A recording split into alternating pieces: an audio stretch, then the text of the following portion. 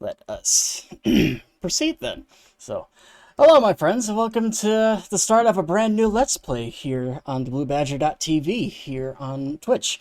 I'm your host, as always, the Blue Badger, and today I am starting a brand new Let's Play of the Kaiserreich mod for Hearts of Iron 4. For those of you who are unfamiliar with this mod, essentially, Kaiserreich is a mod that answers a simple question. What if Germany won World War One?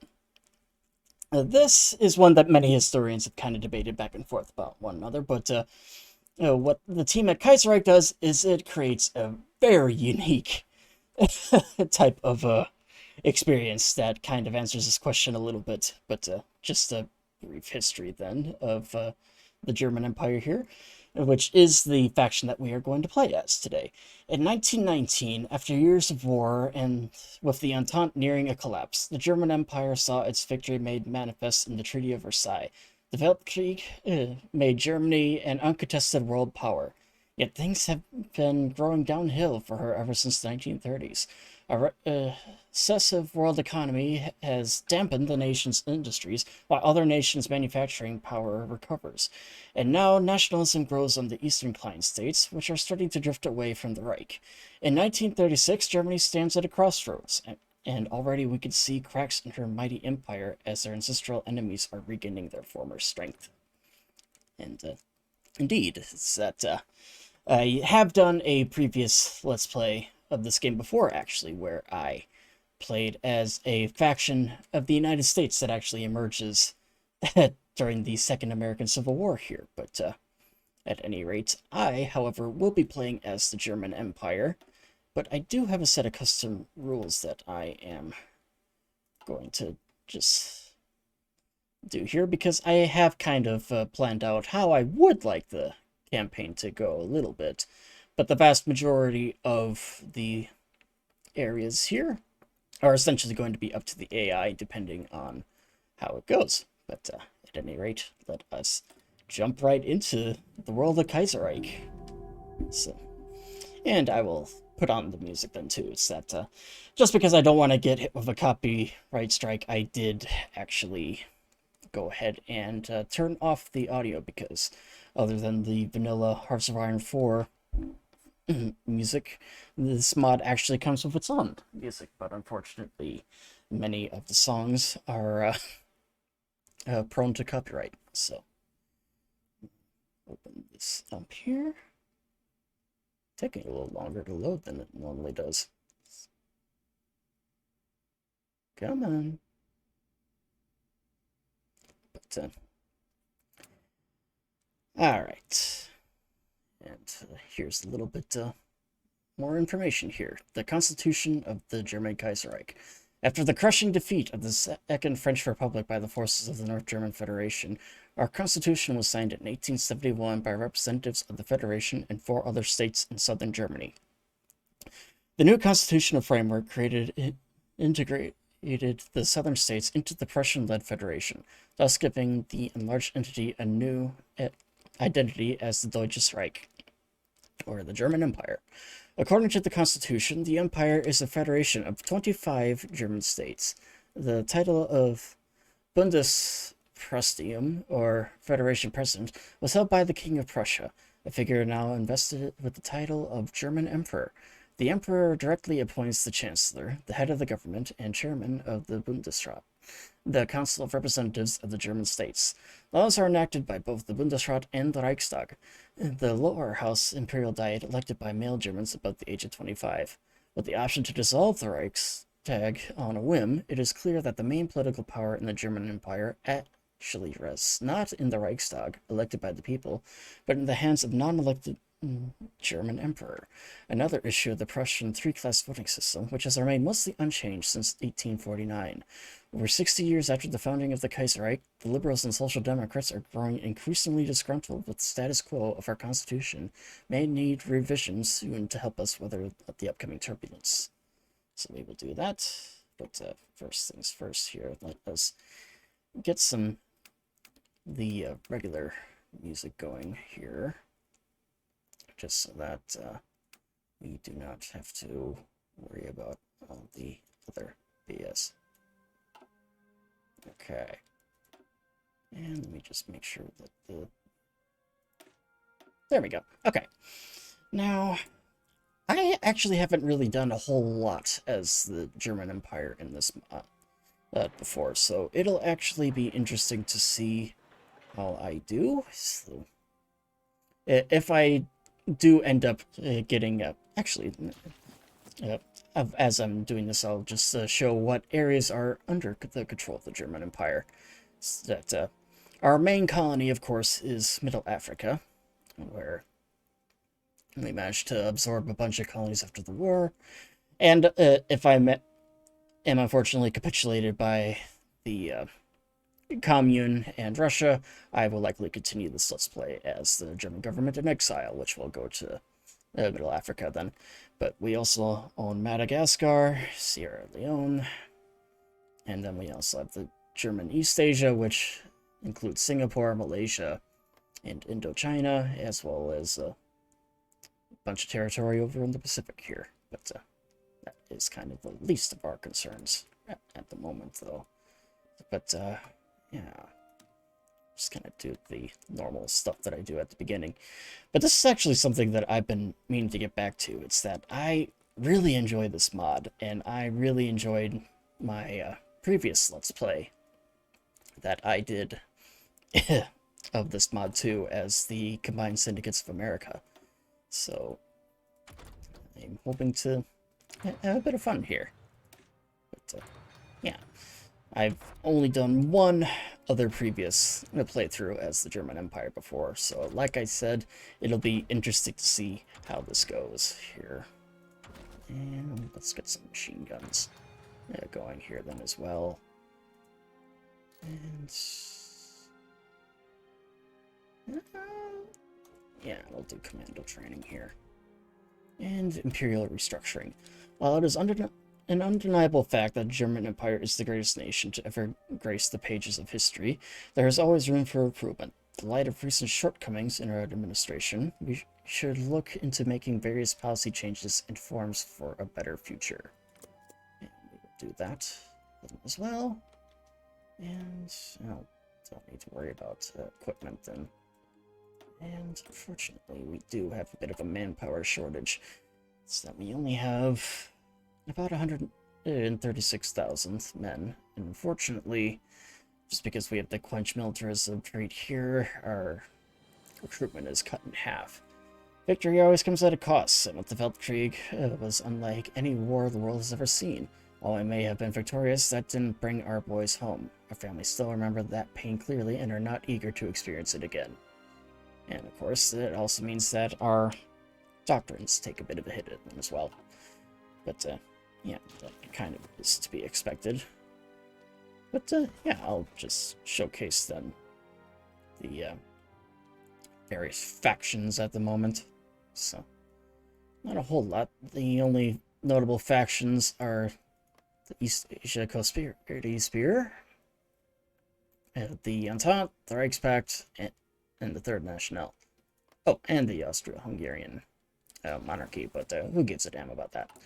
Okay, so is there anything else we can do? No, not really. Alright, let us proceed then. Oh, actually, let's actually recruit a few more. 10, 12. Okay. Yeah, just get some units going here. And actually, let me take a look at what our Navy's doing. So that I am actually going to want to make sure that they are all going to the same thing here. And go to this one. Okay.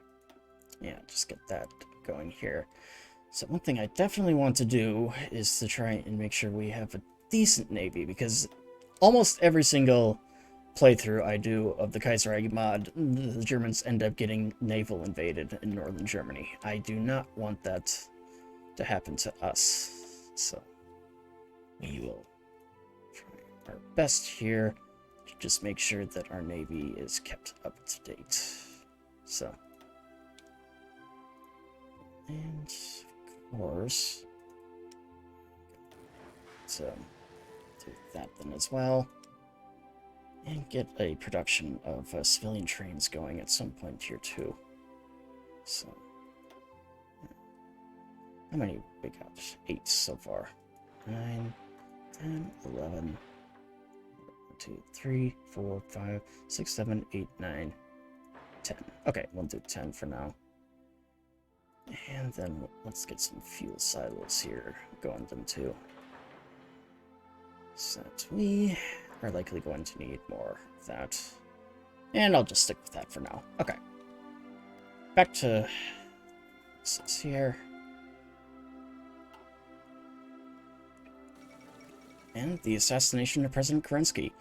Kerensky has just been shot and killed while on the way to the Senate. The assailant was taken down by the police, but their goals and intentions remain unknown. Despite his massive unpopularity among the Russian people due to botched land reforms and ineffective rule, Kerensky was nonetheless able to hold the country together for years, and his death has thrown Russia into chaos. So, how barbaric indeed. Oh, voting rights in the Legation Council. The legation cities were formed in 1928 as a result of Americans intervening in a Japanese-Chinese conflict, which was going to spill over into open war between ourselves and the Japanese. When the passenger train was attacked by Chinese warlords, America saw the opportunity to mediate not only in order to create more permanent solution to the instability of the East, but to also enshrine the open door policy in China, which allows all powers equal access to Chinese markets. That's actually kind of interesting. Consulting all of the official concessions in China, as well as the 30-mile neutral zone, the legation cities, officially known as the International Mandate for the Chinese concessions, also hosts a forum, the Legation Council for various powers with interest in China, to resolve disputes and work together. Okay.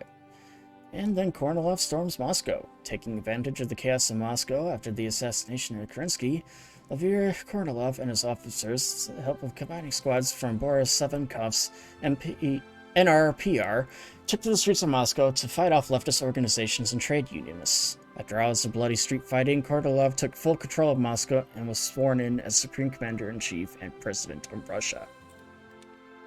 So it begins. And... okay. Is there anything else we can... yeah, investments in Poland. Get that going for us. Yeah, I'll probably hold off on any more of the trainings then. And the Totalist Charter. Mussolini, Valois, Herzog, and other interested parties arrived in Birmingham today to discuss their common ground.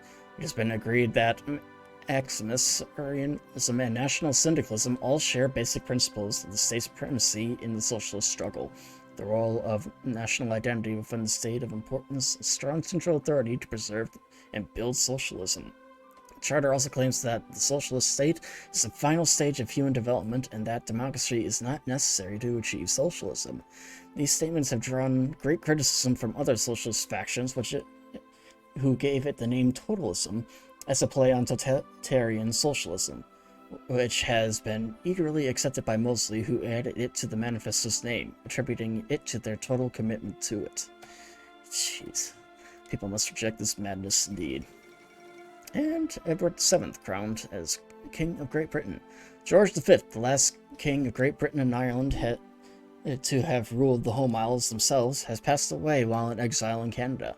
The first Windsor King's reign shall be remembered with sorrow and sadness, as during it, Britain lost both the Weltkrieg and its homeland. The crown was inherited by Edward, Prince of Wales, who now styles himself as Edward VIII. King Edward is a vengeful and ambitious man, and not on good terms with the Prime Minister, Mackenzie King. He lives on the goal of avenging his father and reconquering the home isles, and thus is quite popular among British exiles in Canada, among us others. Some interesting developments over in Canada, it seems.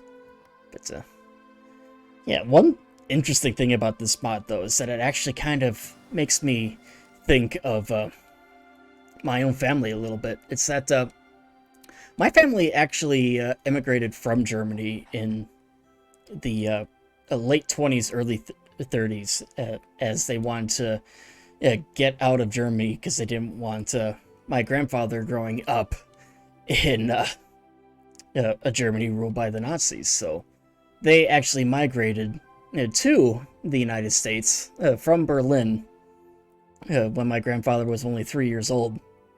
So just kind of makes me wonder if my family would still be in Germany if the Kaiserreich had actually won the First World War. Because no Nazis, no incentive to really leave, so be interesting to think if that was the case or not. Oh, and Afghanistan declares war on the Dominion of India. And Fifth Anglo-Afghani War, who cares about Afghanistan? But this one's more important. Black Monday. On the 3rd of February 1936, the Berlin stock market stopped sinking, it plunged. Fueled by the instability of the market, panic selling erupted as soon as the stock market opened on Monday morning. It took well into the night for the teleprinters to stop sputtering out the results of what became known as Black Monday. When the results had been analyzed, it was clear that the situation had only gotten worse. The shock of this unprecedented economic catastrophe will no doubt be felt all over the entire world. The German Golden Age has ended, for now, at least. Mein Gott. So, and that basically puts things for us in a halt. And the anarchists are elected in France. The Commune in France is the world's leading syndicalist nation, united as a federation of city communes and directed by the Comité des Salles Publiques, the chief executive. Ever since its inception, however, the Second Commune was not uniform with it in its policy. Numerous factions arose, each one with their own idea of which path France should take. As time for revenge against Germany and the world revolution closes in, the CGT election of 1936 is set to be very important. The replacement for the disgraced Marcel Pivert arose from the anarchists, a movement inspired by the Ukrainian revolutionary Nestor Makhno. The anarchists now lead the CSP and favor greater regional freedom and a drastic cut to the CCP's powers. Oh, that's interesting. I'm actually going to turn this down just a hair. Okay, there. Just that way it's not overpowering us a little bit. And yeah, then that. With the threat of war seemingly distant, people are no longer willing to accept the hardships of wartime laws. We need to review our laws and consider changing them. Yeah, we'll do that. No need to. And support the Himmler. Burn for the banks. German citizens, panicked by the collapse of the Berlin stock market, are rushing to make bank runs to withdraw their assets.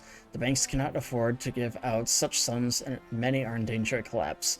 Many are clamoring for immediate government intervention to stabilize this unprecedented financial crisis.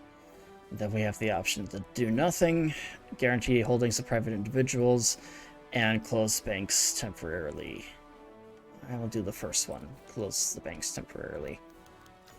Follow the Eastern Railway. The Polish railway network, managed by the KDVIP, is largely owned by the German subsidiary of the KPU GHST.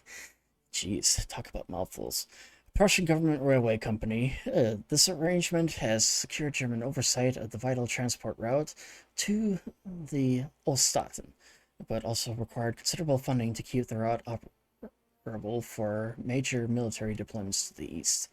The dramatically reduced need for traffic and cuts to the budget, the railway's fate is now uncertain. With thousands of railway workers unemployed, the Polish government is under tremendous pressure to buy the corporation out from Prussian hands. This will result in the Poles taking care of little financial losses, but our own military question is how to save it would be entrusted to the Poles with the ownership of the most vital route in Middle Europa. And we will save it for national security. So, if we could do this, we could give the Austrians a chance to manage it, and quite frankly, I do not want to deal with that BS. And Shinking Tango declared. So, looks like well, stock meat general is dead. Yeah, whatever. I don't really give a damn. Alright, Imperial restructuring is done. And we'll go to the aftermath of Black Monday. The great stock market crash of 1936, widely known as Black Monday, has already had a massive impact on German politics, culture, and society. While the damage might never be truly known, let alone fixed, we should enact reforms and recovery policies to regain some of our lost capacity. And we will do that. The end of the Black Week. The situation hardly improved in the days following Black Monday, which was the start of what became known as Black Week. Panic selling of stocks reached an all-time high, as people tried to dump their stocks before they became worthless. When the Berlin stock market closed at the end of the week, the market was as dead as all 11 major economic exports and top executives in Germany that had committed suicide. The German government had to act. Yeah. I mean, essentially, this is another form of the Great Depression, so. And we have the Austrian Empire withdrawing from Italy. It is clear that Black Monday has hit the Austrian Empire hard. The Austro-Hungarian Reichspakt ministry today announced that he was recalling divisions stationed in Italian territory, unable to afford the financial burden to keep them safe from the Socialist Republic of Italy. For good or ill, the Italian Republic is now effectively independent of Austrian domination, at least until the Austrians regain their full strength and decide whether or not their interests in the Italian peninsula are worth regaining. Many of the Italian Republic have expressed worry about whether or not this will leave them exposed to attack by the Socialist Republic of Italy, a move which would plunge Italy into civil war once again. Austrian influence wanes even more. Yeah. So. Yeah, it definitely is. The free... Yeah, whatever. The FAUD, or Free Workers Union of Germany, is an umbrella organization of several trade unions founded during the turbulent period of 1919 during the French Revolution. They have repeatedly denounced the syndicalist terror and therefore have been allowed to operate unimpeded until now. However, our intelligence services have produced definitive proof that their leaders are in contact with syndicalist organizations in other nations, such as the CNT-FIA in Spain, and we also suspect some neighbors may be directly plotting against the Kaiser. So, they have denounced the syndicalists, so, yeah. So that'd be interesting. So we do have the chance to either jail the leaders and ban the party, force them to go underground, or allow them to continue operating. And we'll do that one. So they denounce the syndicalists, so that works for me. The illusion of Qing hegemony shatters. The facade of Chinese unity, having held together for nearly a decade, has begun to crumble.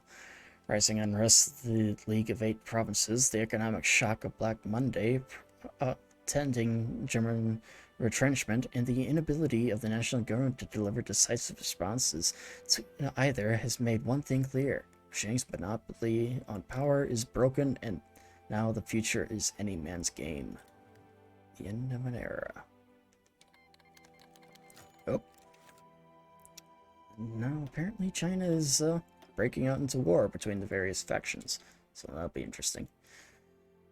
The DKAUB on the verge of bankruptcy. Founded in the early 20th century, the Deutsches Kaiserreich Abyssinian Eisenbahn is holding a company that oversees a railway between Addis Ababa in Ethiopia and Djibouti. After a series of German-backed expansions, the line is now used to transport ore from Congo Basin to Djibouti. Current economic downturn means that ore is not being brought at the same rate as before, resulting in fewer transports for the organization. As a result, it is struggling financially, and some board members have approached the government in Dar es Salaam to sell their shares to the German government. Something has to be done to prevent Ethiopia from slipping out of our grasps. And we could either prop up the company, sell the government shares to Ethiopia, and do this and essentially just refuse the thing. And you know what? We'll just sell the shares to Ethiopia. It's fine by me. Alright. And Marshal Wu Pifu backs Nanjing.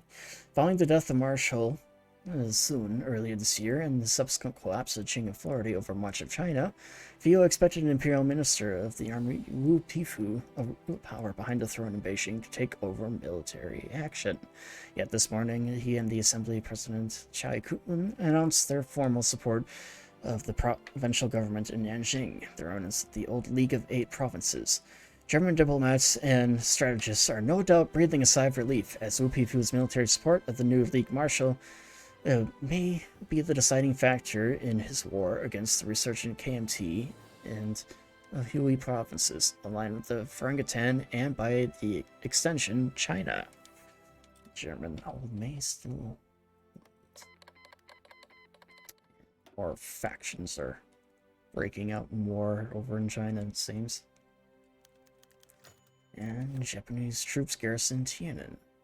Seems the economic woes have gone down hard for the legation cities, and they have decided to outsource much of their security organizations to the Japanese to keep their economy afloat. While there's little we can do to stop them, there's been an uproar in the council over the shifting balance of power, and with calls for Japan to not abuse their position in the city.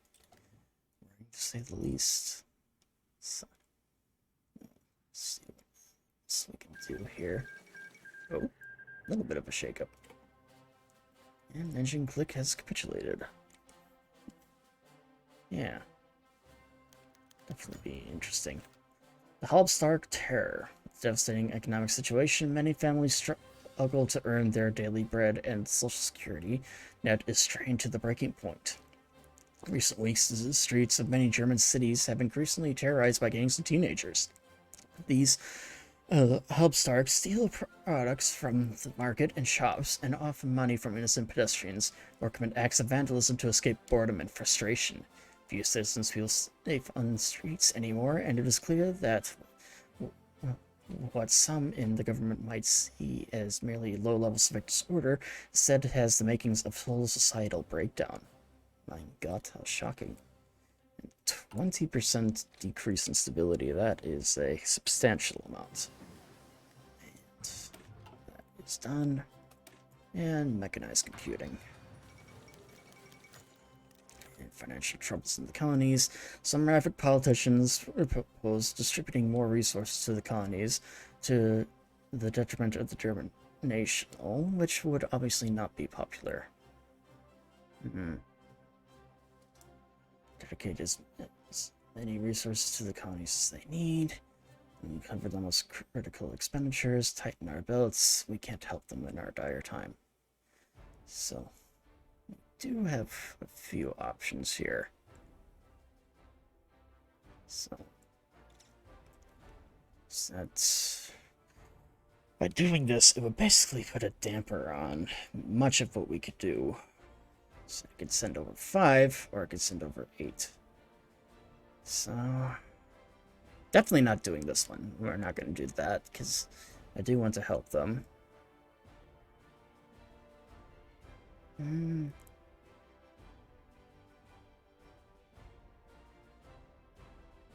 Yeah, we'll cover the most critical resources.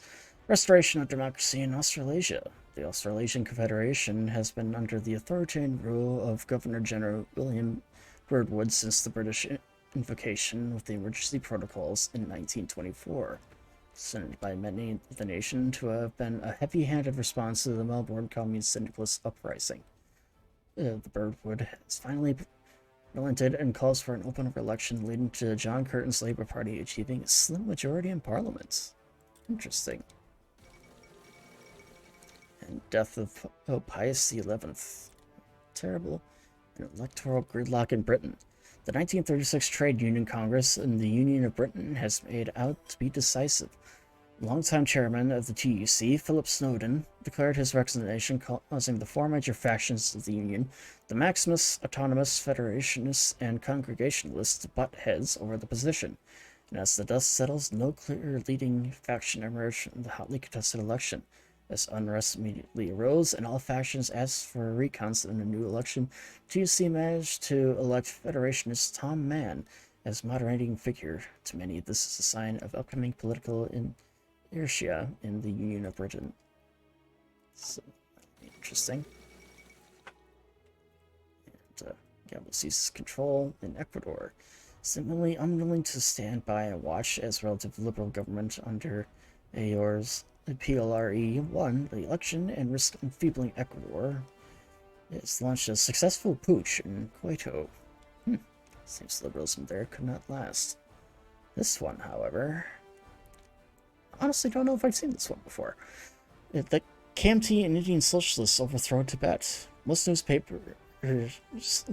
most newspapers, news from Tibet is treated as fanciful stories of little consequence to geopolitics, only relevant to fellow Buddhists scattered throughout China. However, the modern world has finally entered Tibet, an ideology of Sun Yat-sen toppling their regent and installing new radical ideologies of the Ninth Pinchman Lama.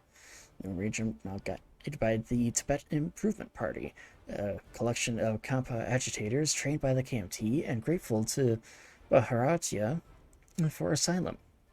It's given statements to National Geographic. So, it's interesting.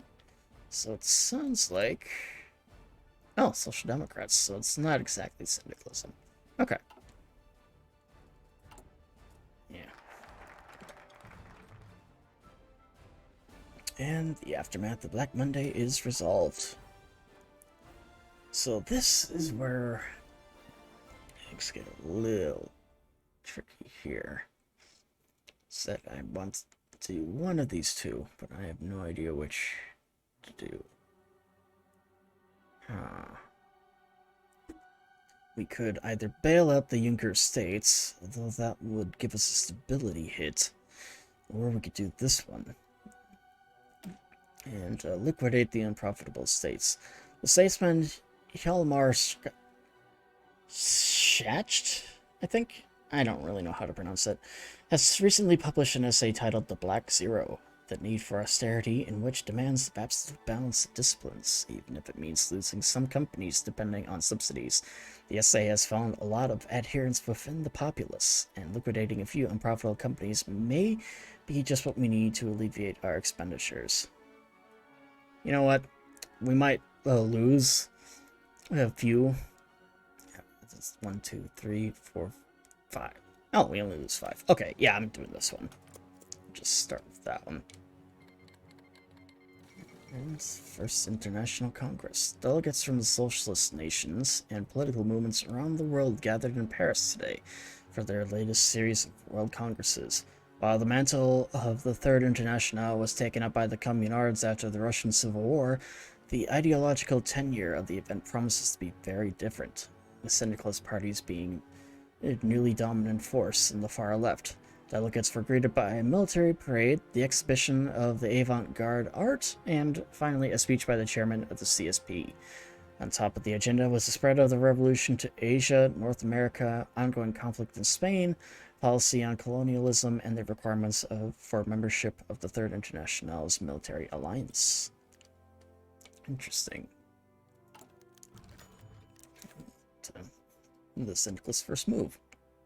The Reds are meeting to coordinate their activities, which are definitely aimed against the order we have established in Europe following our victory in the Weltkrieg. We must watch this meeting and analyze its results closely, and we'll watch them.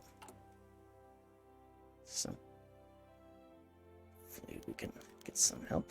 The Kenyatta Sulf affair. A rather unique case. Yeah, whatever. I don't really give a damn about that. So, okay. And so far, supplies are doing well. Oh, and Pius XII elected as the new Pope. Good luck, Your Holiness. Alright. A verdict. Years of legal battle have come to an early today when the delegation at the highest court in Germany. The lawyer has skillfully defended his points. Alright. Yeah, essentially that just does stuff before. And a famine has broken out in Sichuan. So, yeah, that's basically going on with all the chaos going on.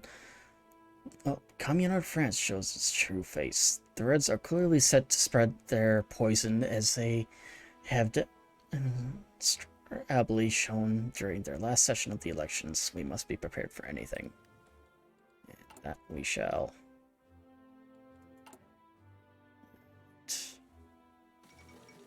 And Republican Revolution.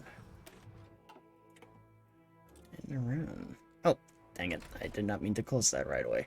I actually wanted to read that. Okay. Let's just go do the rest of them here. Okay. Brandenburg. Okay, so it's essentially everything east. Alright. 1, 2, 3, 4, 5. Okay. Just do that. Get those industries back then at some point. I'm not exactly sure when. What do I want to do? Okay. And let's do these two promises. On April 7th, 1917, when the war was at its very worst, after the horrifying turn of winter, the Kaiser promised substantial reforms and the abolition of the three-class voting system in Prussia. However, he promised all of that without offering an actual date. It might be time to remind the Kaiser of his promises. And we shall do that. Alright.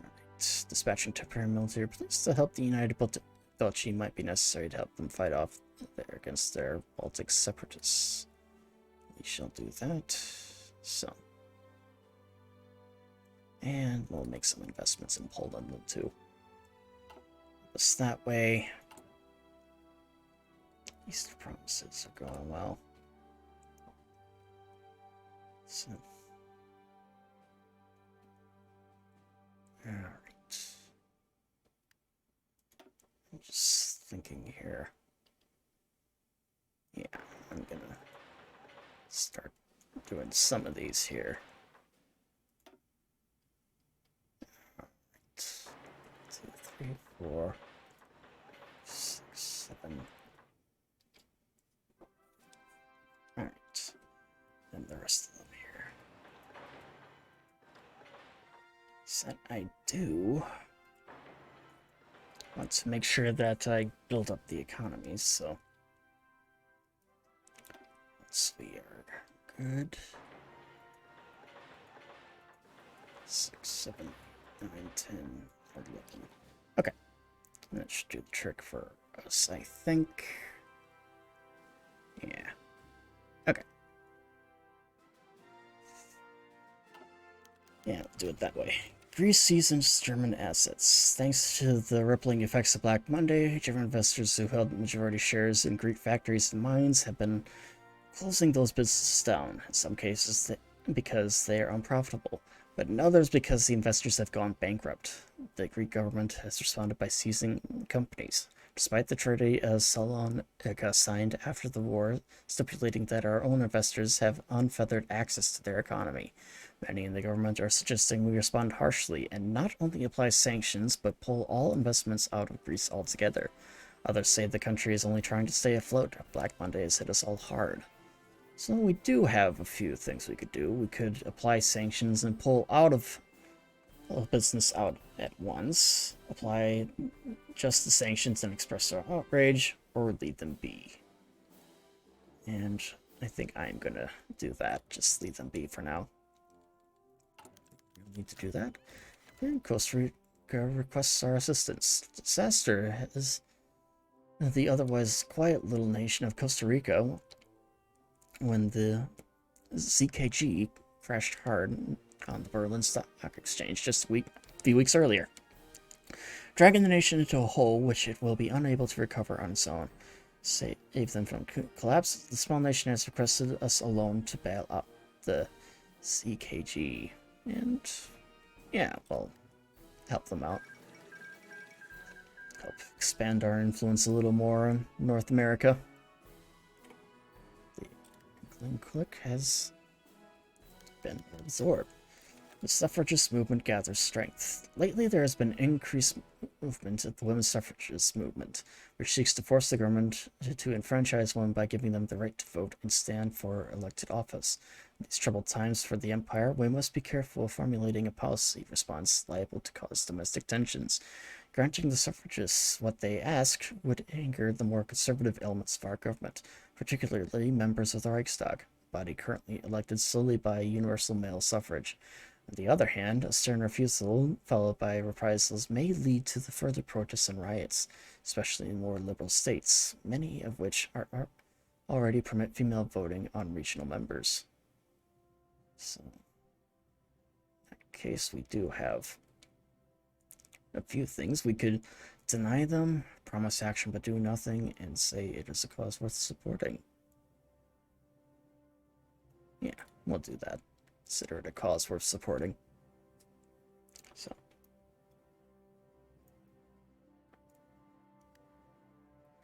Alright. And construction done. That's good. And we'll do excavation next here. Yeah.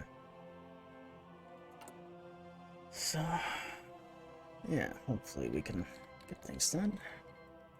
And more chaos going on over in China. Now Carlos assumes full control of Argentina. So apparently a military coup is going on there, it seems. So. Yeah. Romania nationalizes the oil fields. After the complete crash of the oil lands of leasehold company managing the oil fields, Cordona's government proceeded to nationalize the assets of the bankrupt corporation. It is yet another case of Romanian breaking the Bucharest Treaty, but there is little we could do to stop them. Neither does the public care much about the issue. Although it does damage our trade relations with Romania substantially. Okay. That off. Compensation for the Russian Ostbahn. A number of major businessmen in Ukraine have come together a state-sponsored plan to buy the majority of shares of the Prussian Eastern Railways, a subsidiary of the Prussian State Railway Company, which operates the majority of the railways in Ukraine.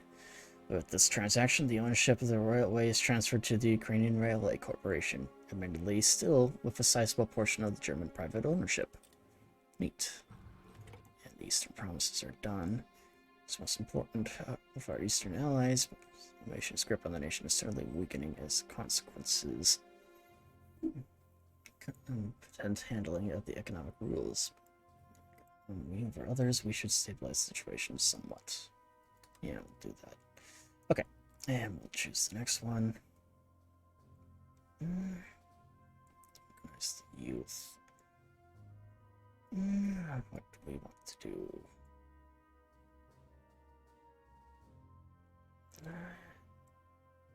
Okay, so it looks like finalize centralization. Okay, so I need to restore the Bundesrat, so I will go ahead and do that then. I'll just keep on working down here. Democracy in Prussia. The current voting system in Prussia is archaic and undemocratic. The people are split into three strata according to their income, with the lowest strata representing over 60% of the population receiving as many delegates as the upper one, which represents less than 10%. We should finally implement universal, secret, and equal franchisement for all citizens of Germany. We shall do. It looks like those things are done. Legation cities vote bailout. Black Monday has left deep scars on the global economy, and particularly on the Deutsche Asiatic Bank in Shanghai. Yeah, we'll do that. Just approve the motion. And Haitian President Elie Lescott asked for support. With the Haitian Civil War raging between incumbent President Elie Lescott and the challenger Galaxy, Elie's asked for our support. In exchange, they promised that Germany will gain friendly port in the Caribbean and be able to expand their influence in the Americas. Yeah, we'll do that. Let's expand our influence a little more. And the vote is passed. Yeah. And the Union Syndicalists achieves Italian majority. Fourth Congress of the Socialist Republic of Italy has ended with the Union Syndicalista, led by Palmiro Togliatti, continuing its mandate by achieving majority of the seats in government. The Union have held control of the Republic since the end of the Weltkrieg, and their continuation of their regime signals likely solidification of their alliance with the Commune of France. No surprise there. So, okay, does look like we finally have something. I can't unfortunately do that yet. I do not have enough command points. So, Democratic Coalition in Algiers. Following the surprise retirement of Marshal Philippe Pétain, leader of the thinly veiled military junta for the last decade, and the election of General Henry Erdogan of the head of state, the president has restored much of the civil liberties suspended under Pétain, chosen to trust the until now rather marginalized democratic forces in the exiled republic to form a unity government, the Sacred Union itself choosing a more ceremonial role. And they vowed everything in its power to continue the effort to retake the French mainland and put down the revolution. Yeah, give it a few months before they fall apart. Would not surprise me, actually. So. And coup d'etat in Siam. That's neat. But, not really needed. What the heck is this, votes providing aid to Sichuan province? We'll approve that motion. Ceylon Island is settled by Lee's Taiwanese, which battled for supremacy on the island for ages. Black Monday wreaking havoc on our economy and colonial administration. Disobedience from the native population is becoming intolerable. Presence on Ceylon is critical for our supply of rubber. It is becoming increasingly precarious. Damn the nationalists indeed. Alright. So. Getting there. And the vote passes. Not surprising there. Alright. Let's get something going here. 15. Industrialists. So anyone that just gets like consumer factories going does not look like it.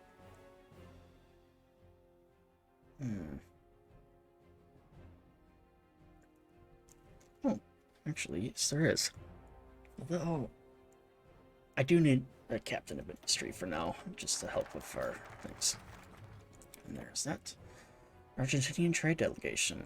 As one of our largest import partners, the circling Republic of Argentina has reached out to our trade ministry, begging us to make an exemption on the increasing tariffs we impose on non-Middle European nations. Since their economy is virtually entirely dependent on us, we could put the squeeze on them and try to force them into signing a less favorable agreement. Should they, however, take this opportunity to shift their interests to the Entente, it would cut us off of their vital agricultural exports, which could give our rivals in the Entente advantage to us. So, yeah, we do need their loyalty, however, which I shall do. And let's restore the Bundesrat then. Under the Ludendorff regime, many of the privileges of the constituent countries of Germany were abolished. The largest of these insults was the formal dissolution of the Bundesrat, the chamber where delegates from all countries can voice their concerns and vote on empire-wide legislature. By reinstating this organization, we would send a powerful and positive signal to the states in Germany. Yeah, we'll do that. So, and then we should be able to go on this one then, which will help alleviate some of the effects of the Black Monday and equipment shipments to East Asia. So, yeah, we'll help them with that rifle shortage. So,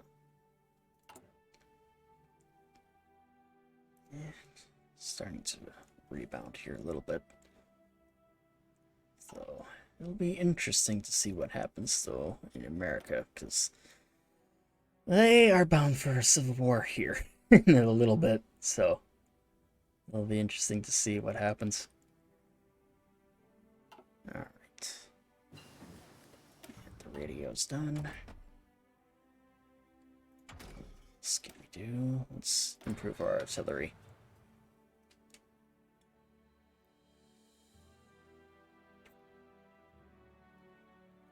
Yeah. Lithuanian envoy. An envoy has arrived from Lithuania, wishing to invite representatives from our government to negotiate a new trade agreement. Currently, due to the Treaty of Brest-Litovsk and our subsequent agreements, we have restricted Lithuanian trade from the Baltic Sea. Their goods either go through Memel or Riga. It now appears that they wish to have unrestricted access to the Baltic Sea and circumnavigate Memel and Riga.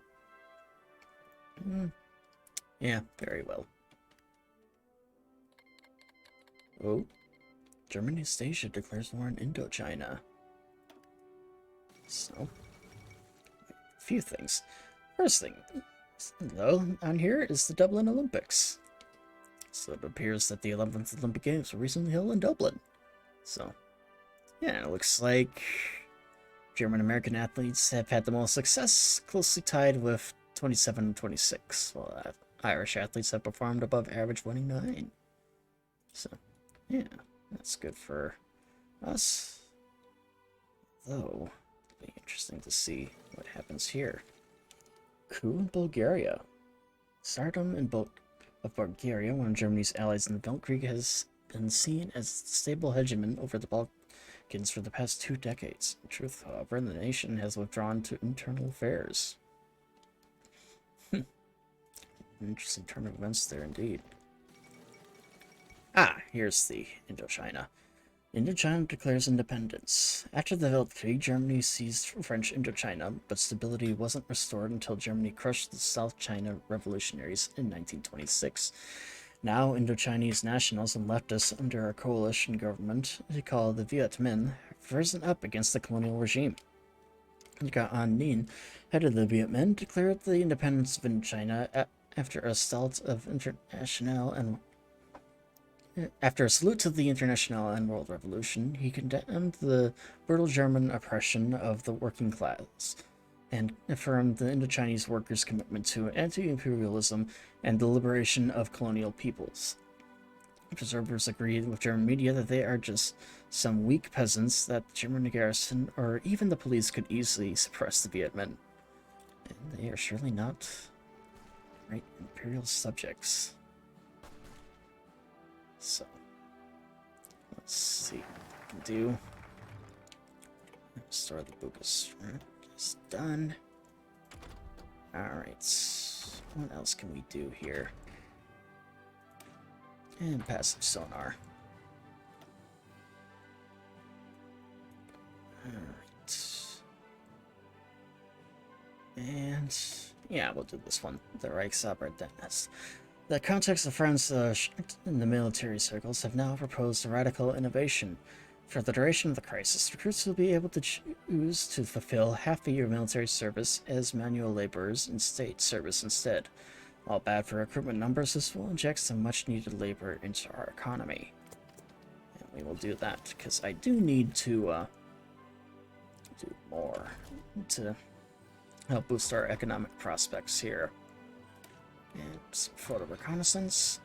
And the Sidentag, after the Franco-German War of 1870-71, the Sidentag was established to celebrate our victory at Sedan, where we captured the last French Emperor Napoleon III and the cream of their army. Originally a holiday to honor the Prussian military, the Sidentag transformed into a celebration of the Reich's foundation after the Weltkrieg to humble its foes. In every town and village across from Aachen to Memel, every street is decorated with black, white, and red. Every bell proudly proclaims the day of celebration. Nobles, soldiers, and naval veterans parade proudly through the streets, cheered by the happy masses. Indeed, this is a good day. A day that reminds us of the peace and prosperity we have enjoyed since the forging of our Reich. So, let's news for us. And guns from Middle Africa. You can never have enough. Let us get more things going on here. And here we are. Get our factories up and running. So.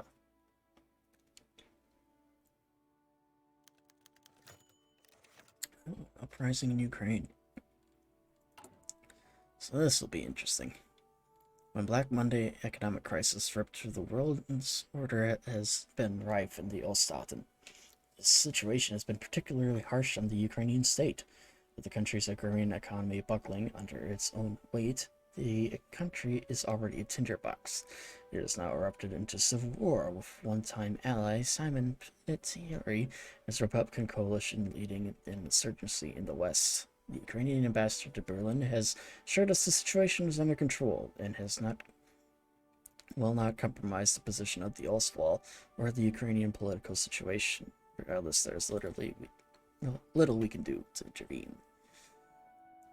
See what happens. So. And the creation of the avant-garde. So, just ignore that. Okay, and more war in China. And war in Arabia, it seems. Yeah, I'm not gonna read all this crap. Probably only gonna read the stuff that's really vital to us. Oh, left Kuomintang actually were able to seize a good amount of control here. It's volunteers from other nations. Excavation. Let's see. Yeah, 1936 light tank will do. And revolutionaries take Mongolia. Much like Tibet, news from Mongolia's capital Urga spares for many years the status quo. Alright. Let's actually just see what more Social Democrats. Interesting. Alright. A delegation from the Ukrainian Republicans. So this is an interesting one. Delegation from the Ukrainian Republicans. Our Foreign Office was contacted by the Ukrainian diplomatic delegation today, although it was not the legally recognized Ukrainian government, but rather the Republican rival one, which is currently waging a peasant revolt against the Shikharbadsky administration. The Republican organization calls itself the VDR, All Ukrainian Democratic Movement, and their delegation desires to be in contact to the German Foreign Ministry about the situation in Ukraine. Leader of the delegation, Sulin, a longtime liberal politician and diplomat, a rather respectable figure for the quasi-socialist groups such as the VDR, he has gone to great lengths to assure us that the unrest in Ukraine does not aim to create a cynical regime, nor does it wish to sever ties with Berlin. Its words than merely fighting for the freedom and democracy. It was peaceful cooperation with the rest of Europe.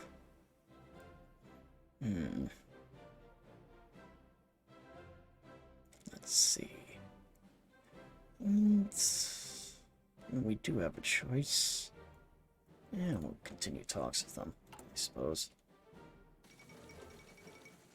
Radicals win Serbian elections.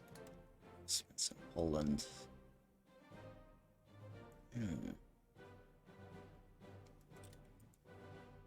Alright. And East Turkestan declares war on the Singshan clique. So. Greece has joined the Belgrade Pact. And Romania, too. And the foundation of the Belgrade Pact. Serbia, Romania, and Greece, the three Balkan members of the Entente, all with revanchist views of their own, have recently gathered to a common table negotiation and announced the beginning of the Belgrade Pact.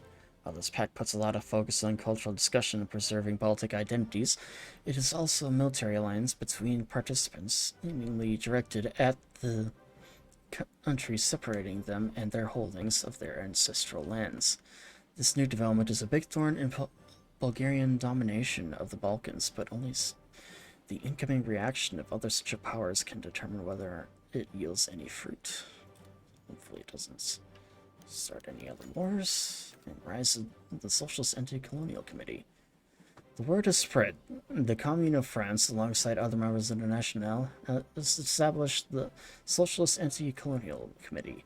The committee aims to support the cause Arabs and Africans in liberating their homelands from the hands of their colonial powers, particularly the remnants of the French state. This body will coordinate with the syndicalist powers' actions in North and West Africa. Our intelligence reports that a small influx of Egyptian left-wing radicals who want to fight for a revolutionary cause are also arriving in French territory. While we are not at war with the Commune of France or any single country for now, we should be very cautious. And that we shall. Alright.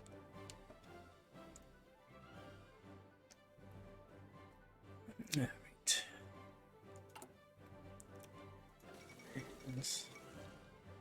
Oh.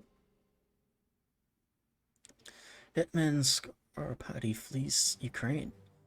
For some time, German client state, led by Royal and Republican uprising. Now it seems the future is in jeopardy as news fled the country. After a successful assault on Kiev, the Republican opposition declared the restoration of the People's Republic. Whilst the moment has put Germany's grip on the eastern client states in doubt, their new government has reached out to Berlin to negotiate future relationship. Get a telegraph. Western Empire announces support for Bulgaria. Initiative of Serbia, representative of several countries have convened in Belgrade to discuss political and military situation in the Balkans. These 14-day-long events serves Romanians and Greeks plot to create a so-called new order in the Balkans, even going so far as to create a 14-point resolution which declares the self-determination of people, according to their ethnic allegiances, may be considered just path to sovereignty and territorial claim. Clearly, the Balkans are restless once again. The resolution of the Belgrade Congress will surely be entrusted to justify a common war against Bulgaria and ultimately the Austrian Empire. The Austrians have called for an international arms embargo on the Balkans states to support Bulgaria. And yeah, we will assist in that.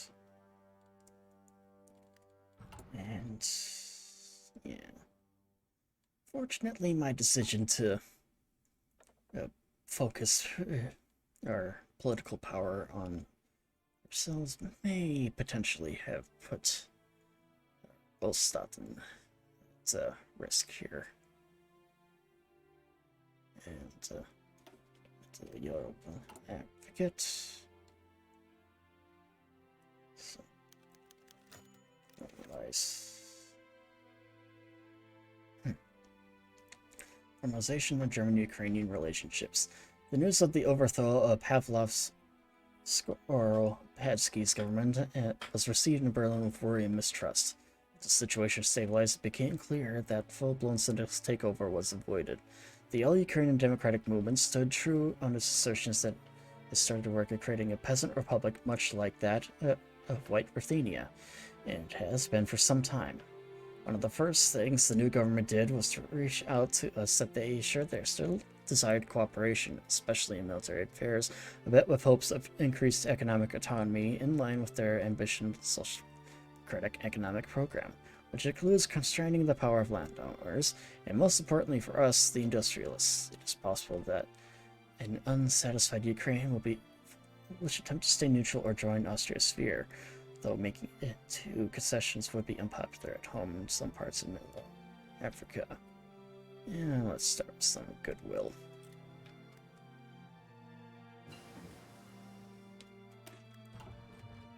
Alright, yeah, we'll get some basic large frames going. War in China. And it's done then. So, that's good for us. Finally, now we can double that. And let's do the state of the economy. It is good, really. The industry is humming along. The grain is coming in from the eastern member states of the Reichspakt. Many citizens have work. It's looking up for the Kaiserreich, and it seems nothing will be able to stop the Golden Age. Alright. Ukrainian counter-proposal. Unsatisfied with our demands, the Ukrainian delegation has arrived to haggle. They wish to change some particularly troublesome points in our argument, such as being permitted to nationalize German-owned assets, though by paying full compensation for them. They additionally wish to avoid too high German presence in the country, and for additional liberties, they offer us more profitable export arrangements. This is obviously more important to them domestically, as they do not wish to be seen as selling the country to the Germans, the same crime they accuse the Hetman's government of. And, yeah, seems reasonable. At least to me it does. Oh, and news from America. Huey Long elected president of the USA. Despite massive instability rampant in the nation ever since the Great Depression in 1925, the presidential election went forward, and voting results are clear. Huey Long, of the America First Union Party, is the 31st president of the United States. Huey Long is famous for his successful governorship of Louisiana, but he has received a lot of criticism for his populist policies and the usage of Minutemen paramilitaries to combat political rivals. The Socialist Party of America contests the elections, too, calling them rigged. And let's see what a Southerner can do as president. So. Alright. Although, German-Ukrainian treaty. After intense negotiations, the two powers reached a shaky agreement. The Ukrainian People's Republic will continue to be militarily allied to Germany and will host German troops in the country. However, the economic part will be much more complex, going through everything from foreign citizens' rights to conduct business in Ukraine on equal ground and locals clauses. So, all this has kept German industry's faith in Ukraine as a desirable location of investment, but will no doubt become troublesome on the Republic's side. Return to normalcy.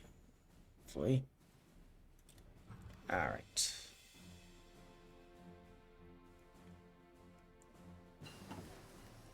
And our artillery's done. How long until this is done? So, oh, literally just 10 more days, and then we get our full industry back. That is good news for us. So, and let's do second level round of construction. Alright. Oh, Kingdom of Spain declared war on Spain. Thing. Yep. Alright. Little bit of action here. And I am actually going to send some volunteers here, I think. So, 3. Get a little bit of action going.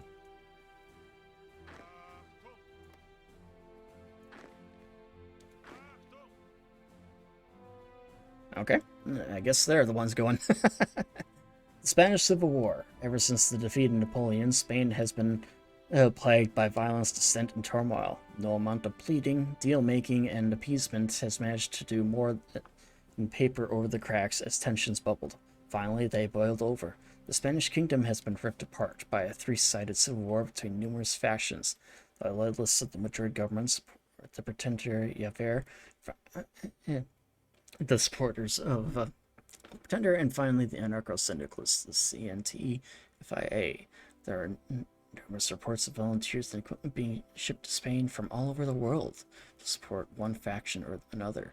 Spain will be torn to shreds as a battlefield for ideological forces of the wider world. Yeah, and that we shall do. We shall send both volunteers and some equipment. Naval budgetary requests from Flanders, Wallonia.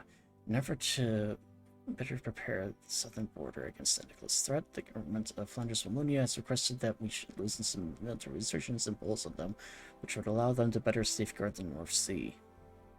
Yeah, do that because it would align ourselves. Actually, it's I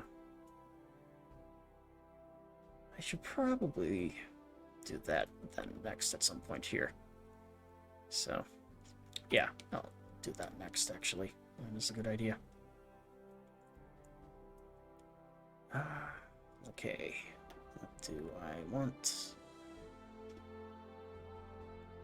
Yeah, we'll do that. Okay.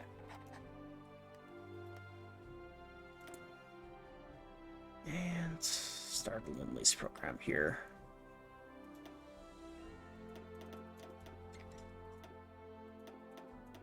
And there we go. And the first of our troops should arrive there hopefully soon. There, that's done too. So, when do our volunteers get there? Not for a few more days yet. And the Ukrainian elections. So, the young Ukrainian Republic is arranging their first elections in a worrisome situation. They've allowed all parties to take part, no matter how socialist revolutionary. An alliance between multiple far-left parties dubbed the Revolutionary Bloc carries great risk of winning. Foreign elections. Will not change. Well, our ideal candidates will be somewhat more defense-oriented. Ukraine's right wing is at an all-time low after a long association with the Skorsky regime. It could issue a gentle endorsement and possibly some anonymous funding to the more moderate parties. Yeah, we'll support the moderate ones. And Union Click falls in civil war. And liberal victory in Brazil. Alright. And we'll get more of this stuff going in. And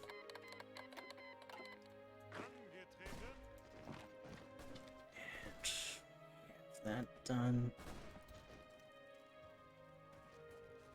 Alright.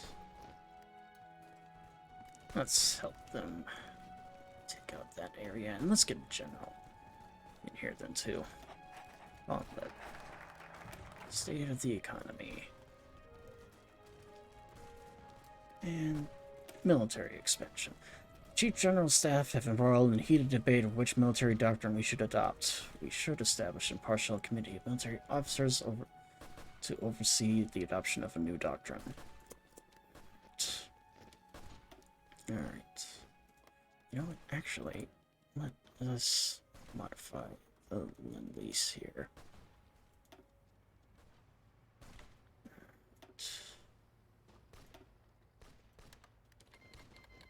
Yeah. Get them some air power. So, they have volunteers coming in from Middle Africa, Ireland, and Austria. The Pretender has some from Spain, and here, basically from every syndicalist faction. Okay.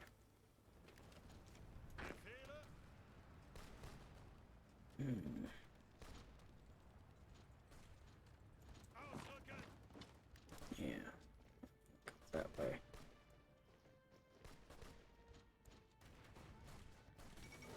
And Paraguay falls to syndicalism again.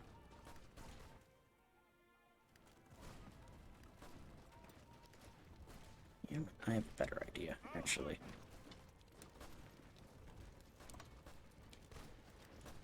There. Okay.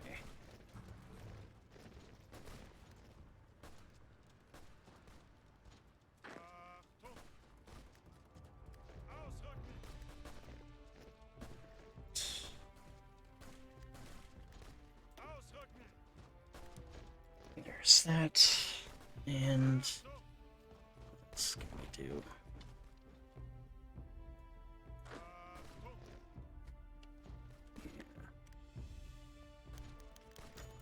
Hans von Seck's funeral. Our Chief General Staff, Hans von Seck, has died today in Berlin. The hero of the intervention in China passes away peacefully in his sleep. Our nation is mourning the loss of a true German hero. Every important dignitary in attendance at his funeral in Berlin, whereas the chief of the army, August von Mackensen, would be seen whispering something into the Kaiser in private. It was revealed shortly thereafter that von Mackensen himself intends to retire. Yeah, farewell to you both. Alright. Oh boy. Okay. And we'll start the Lindorth line.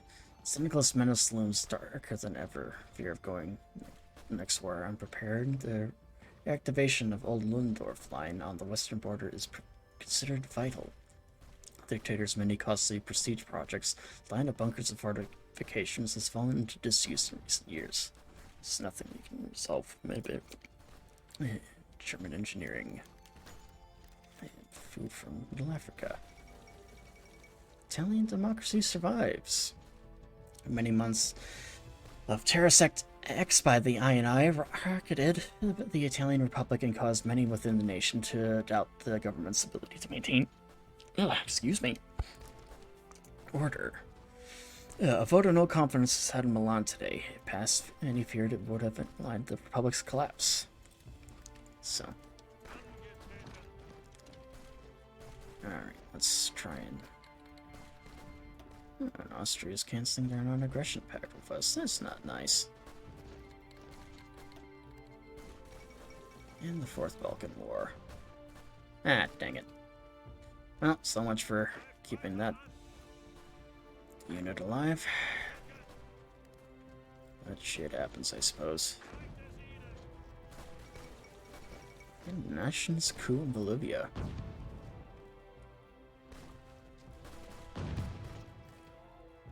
Alright.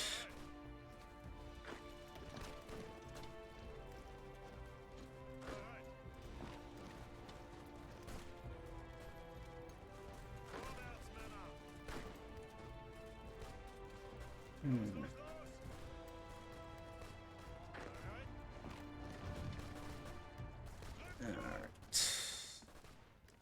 South. The defense of Milan. Okay. Socialists assume full control in Norway. After winning the elections and forcing King Haakon VIII to abdicate, the Socialist Party in Norway has today ratified a new constitution which fully turns the country into a syndicalist state, just like France and Britain before them. With another piece of the chessboard joining the syndicalist cause, the balance of power in Europe shifted again, in the great game of chess between the revolution and the world order. But we have yet to see how Norway itself will affect the overall state of affairs.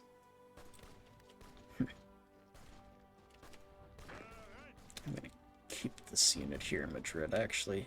Help them just fortify that. And there goes that, unfortunately. Alright.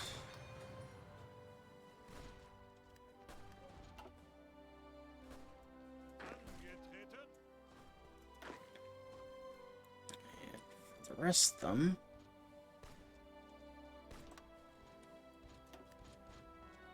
them kind of keep an idea of heading to Valencia here.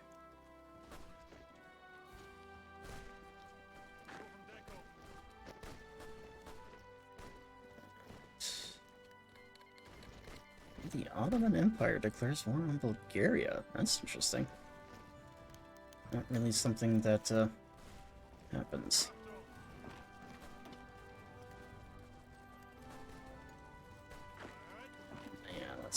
Help them fight off. Alright, request visa. For some time now, cynical sympathizers from the Rhineland have been going abroad to help their comrades in their various conflicts abroad the world. Today, famous underground writer Brecht has announced his intent to join the international divisions. We could let him go, which would most likely inspire a number of other syndicalists to go abroad with him, or could confiscate his passport and prohibit him from leaving the country. As Brecht is a prominent figure, blocking him could perhaps weaken the syndicalist cause, but on the other hand, it would likely cause tremendous outrage. Yeah, he could sweat in Spain. Need to have do other stuff. Okay. Let's see. And do that. Use and far.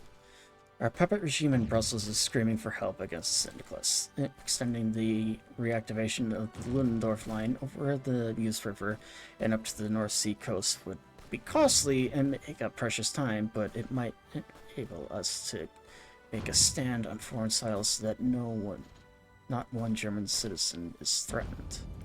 We shall do that. Okay. And Louise Hoffman's Pacific Flight. Yeah. Louise Hoffman was the first German woman to gain pilot's license. After her 1933 transatlantic solo flight, she has become one of Germany's most famous aviation pioneers, along with heroes like Manfred von Richthofen and Gunther Schlau. Today, Fraulein Hoffman has accomplished a new long-distance record for custom-made Fokker I-6 starting in Tahiti 36 hours ago. Fraulein Hoffman today landed safe in Lyon, Germany, where she was welcomed to the jubilant crowds and local governor Albert Howell. It is rumored that Hoffman would soon attempt a solo flight around the world. This would place her in direct competition with the Red Baron, who is planning a similar endeavor. Let's see how she does.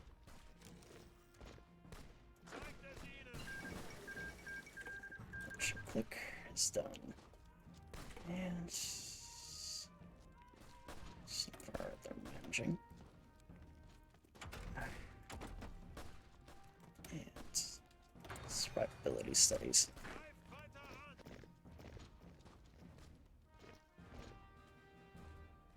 Come on. Come on. I want to try and cut as many... Oh! Perfect! The Spanish did it for me. Ooh! And standoff in America. So... Alright. A tense standoff has erupted in the United States as elected President Huey Long fled the city of Baton Rouge after forcibly removed from his position by General Douglas MacArthur. From Baton Rouge, Long supporters have declared MacArthur's government illegitimate, as have Northern supporters Syndicalist Jack Reed, based in Chicago. And Pacific governors under the leadership of Frank Merriam have all been given a deadline by General MacArthur of 30 days to either stand down or face arrest and execution. Considering all sides are rapidly raising forces, the idea that America seems headed into a second civil war almost seems certain. Yeah. That's basically an understatement. Alright. So, fortunately...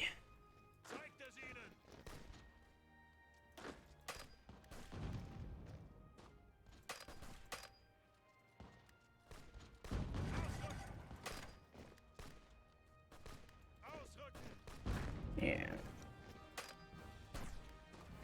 And we'll try and break the line here. Yeah. Ah, damn it. Follow Madrid. Reports of Madrid confirm the Spanish city is captured by advancing Carlist troops. It's widespread.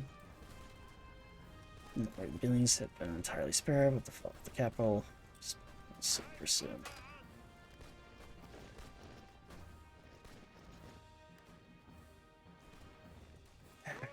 Whatever. One thing at a time.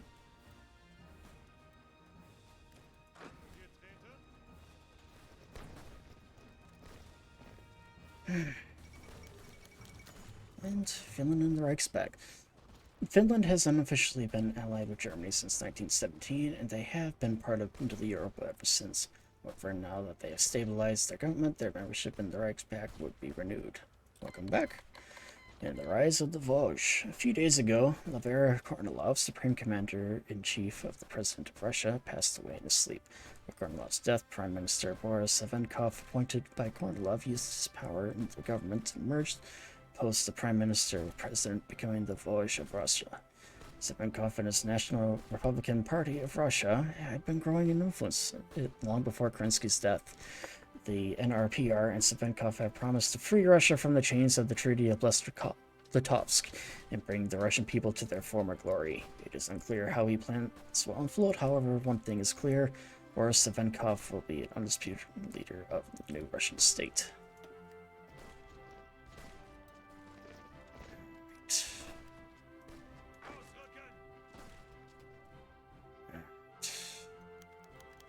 Calm in the Rhineland. When a number of prominent syndicalists out of the country and allowed to fight and hopefully die in foreign lands, tensions and lands are decreased with great malign influence. So that's good. Let's hope it stays that way.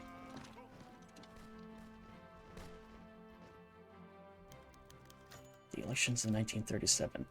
The German people will elect their representative to the Reichspakt. Elections have been tightly fought, and the results are awaiting with much anticipation. The fate of several parties, and of course the Kaiserreich itself, would soon be decided today. And we will go with the SPD. So we do like. Alright.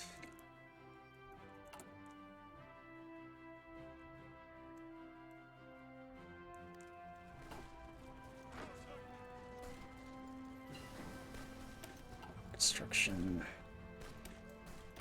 Production efficiency. Press the Federation. Ah, you must be joking. Oh, well, at least they, and the United States is in civil war.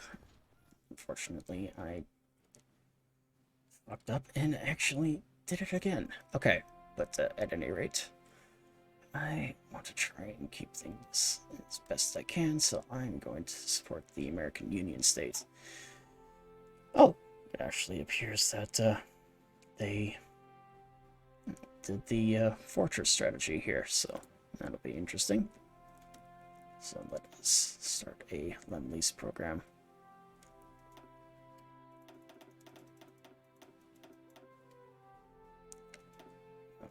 $10. 5 of those. 10 of these. And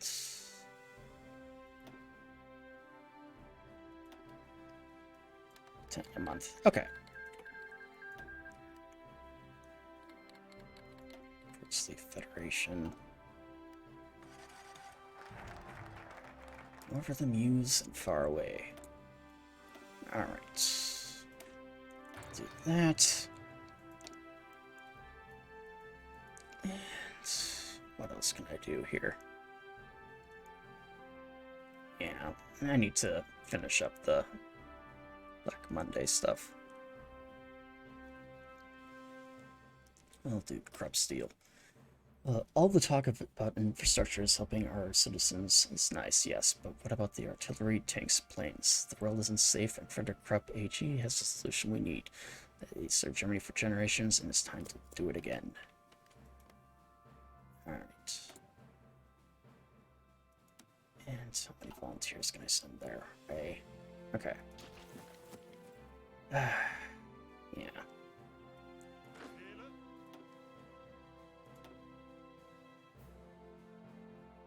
And who do I want to send?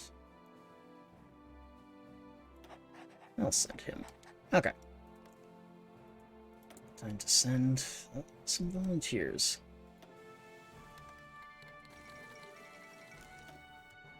And secures power in Hunan.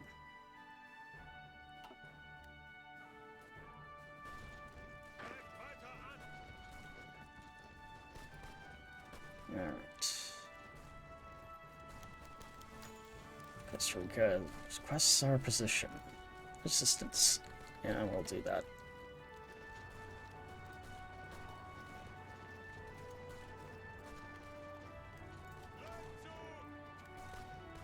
Alright, try and help out that stupid unit.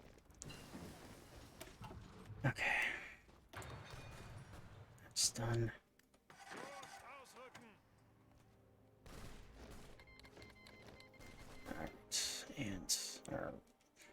reinforcements have arrived in New Orleans. Now, the question of the day is, where do I want to send them?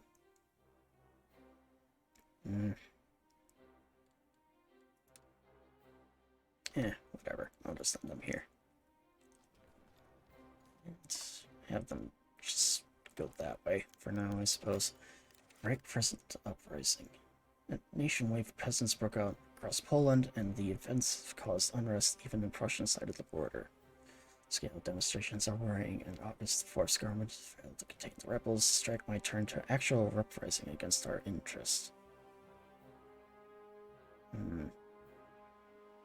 Yeah, we'll let them handle it.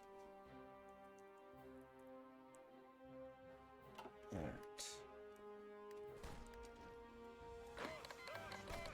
And why he's joined the Entente?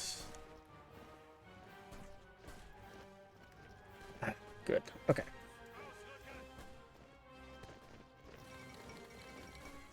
Panama Canal crisis. Finished in 1914, the Panama Canal is one of the most important trade passageways on the American continent, controlled by the United States until now. With the outbreak of the Second American Civil War, the federal government was forced to withdraw the canal's marine forces, leaving it open to invasion. And to little surprise, Panamanian troops launched an operation to take back such a valuable area.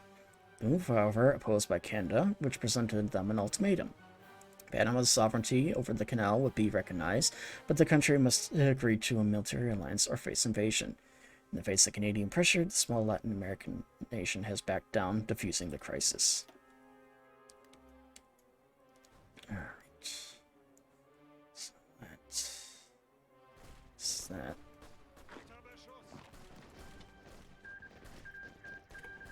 Alright. Them to Dutch operative captured. Interesting.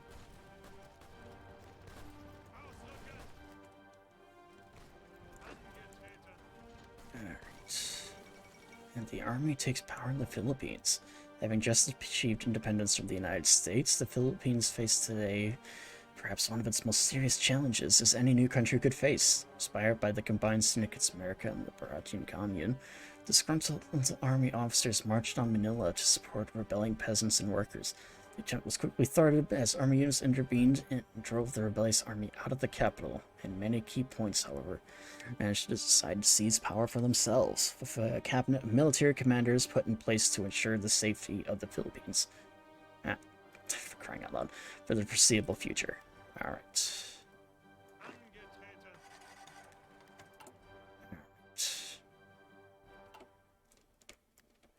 Yeah. And actually, surprisingly, the Union State's doing pretty good so far. I will admit, I do feel pretty darn gross, actually, using the Union State, because I never play as them. So, it is really interesting to just see how that's going there so far. Alright. Good news is that we actually have this. Yeah, army reformer. Alright.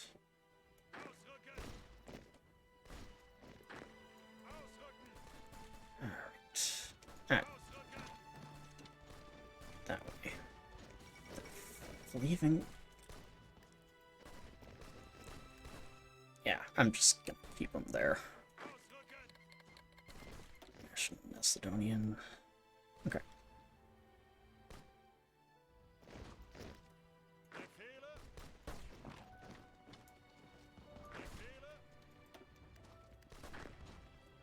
Alright. And for cutting off the head of the snake, Brazil seeks investment. We have been approached by the Brazilian government asking us to invest in their new steel production plants. We certainly need help, and we stand a little long. I am having trouble speaking today. I am so damn sorry. But, yeah, let's just do it. Okay. Alright.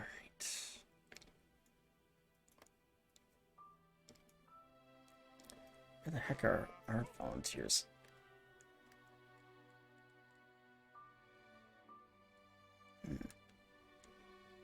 Right do not need... Jeez Louise. Okay, let's edit this. I do not need them going that far away.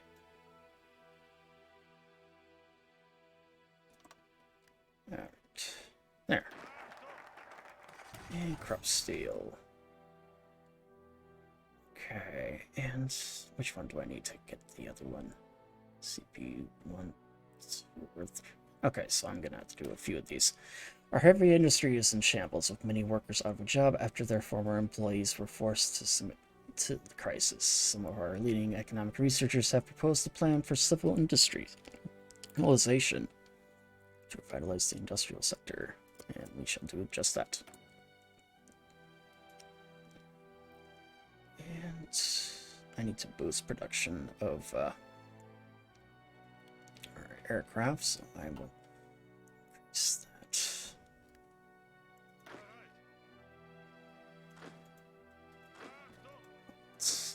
Production.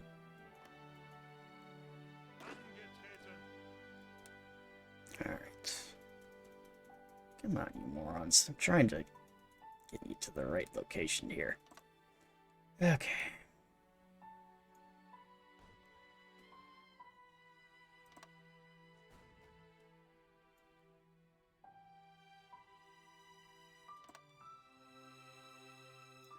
And here.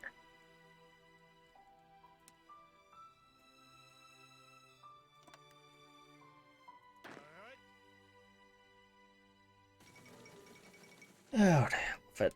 Okay. They're taking too damn long, so just do whatever the hell you want. I don't really give a damn. I'll have them go this way then, I suppose. They're insisting on fighting the Pacific States. Them do that. Honestly, it's more here that I want to just focus my attention on for the time being. It's that I'm trying to make sure... Oh, the commune. Alright. The rising sun. The situation in Japan has been ever critical since the Tsingtao Accord. Muddling by numerous economic crises and unrest, their ineffective response to the German interventions in China led to the collapse of the autocratic Tenka regime. However, the Empire of the Rising Sun managed to bounce back as a regional power, limited by the reaches of Asia.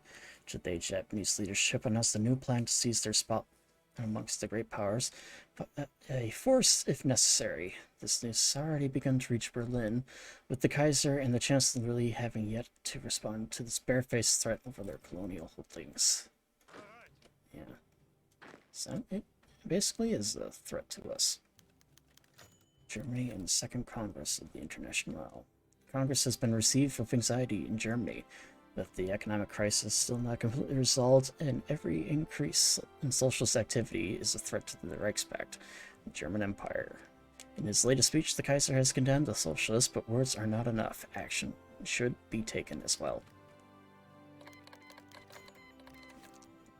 Volunteer force. Okay. Oh, and Austria is in civil war. Crisis on the Danube. During the Austro-Hungarian strike of 1937, the Austrians promised the autonomous states in their empire, the minorities in Spain, would receive autonomy. The Hungarians, however, were unwilling to oblige the dismantlement of their state and previous privileges within the monarchy. In consequence, the Austrians have announced their intention to humiliate Hungary and liberate the Slovaks, Transylvanians, and the Ruthenians by force, and already skirmishes have begun along the Austro-Hungarian border. Only time will tell the fate of the former dual monarchy. Alright.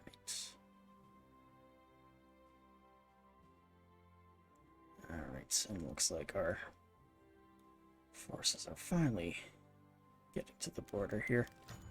Export arms to Venezuela. Yeah, we'll do that. Okay. And range improvements. Alright. What else do we need? Get some radar installations going here, actually. Oh. This is a direct threat to us. The formation of the Moscow Accord. For 2 decades, the Russian state has been seen as a secondary power on the global stage. Dismantled after the Weltkrieg, it could no longer pose a threat to German political hegemony in Europe. Nor to the Japanese ambitions in the Pacific. Since then, however, Russia has rebounded and once again lays down its ambitions. Russian diplomats have officialized a military and economic alliance, claiming to unite all nations of Eurasia, not aligned by either Germany or the Internationale, though everyone is well aware that this Moscow Accord is merely an extension of Russia's sphere of influence. Russia seems to not only buy the illusion either, and their expansionist rhetoric reveals that they will seek to restore the borders of the former empire by force. We have defeated them once, we'll defeat them again. Sweden petitions to join the Reichspakt. With heavy concerns, Sweden is watching as their Norwegian neighbor collapsed syndicalism and started openly affiliating with regimes in Paris and London. While the Swedish government values Sweden's tradition of neutrality, this is too great a threat to ignore, and they petition their stand, combined with Vanguard against the Red Menace, with their saboteurs at our disposal. Yeah, we will bring them into the fold. And we've essentially turned the Baltic into a Reichspakt lake, so it's good for us. And vote passes. And there's the appointment.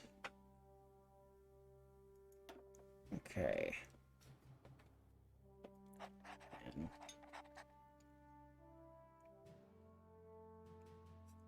things are definitely starting to pick up in intensity here. The Savoyard crisis resolved. A few days ago, a demand from the Commune of France was telegraphed to the Swiss government to cede the province of Haute-Savoie under threat of armed coercion. The French characterized their demand as a need to end the persecution of the French population within the province. The Swiss government decided to avoid war and agreed, stating the peaceful transfer of ownership was preferred to bloodshed. This victory of the French government, which was already declared reclamation of Haute-Savoie, a victory for the world's working class. And syndicalism spreads.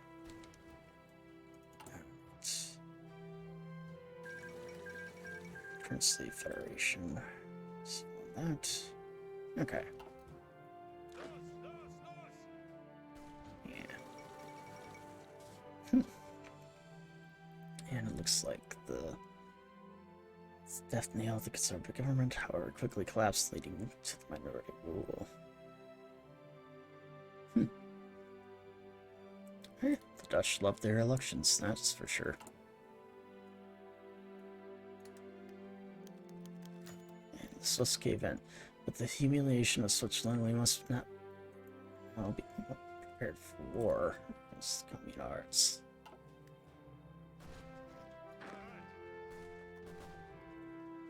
Okay. Actually,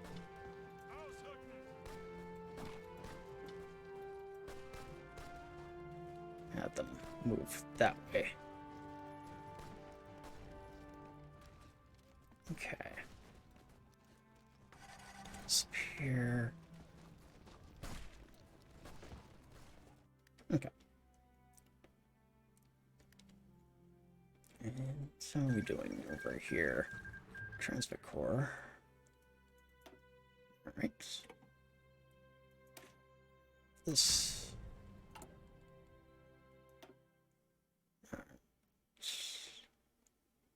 And we'll keep on investing so that we can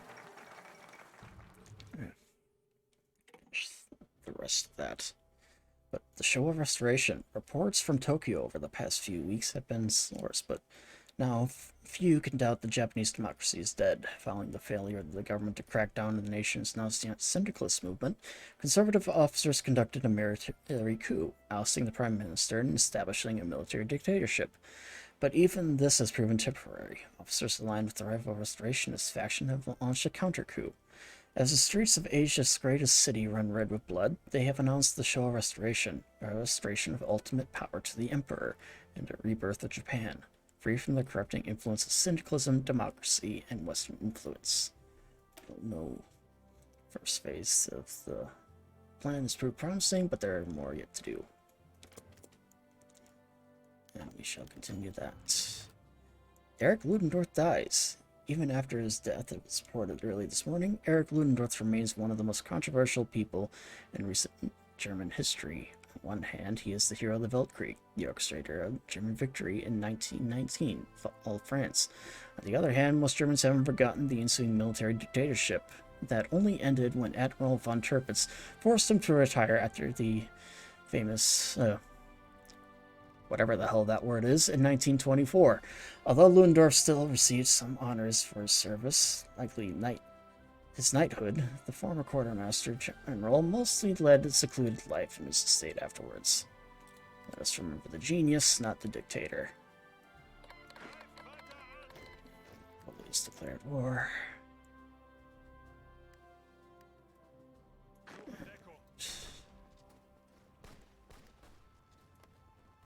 Okay, let's see. Okay. And Hungary is capitulated.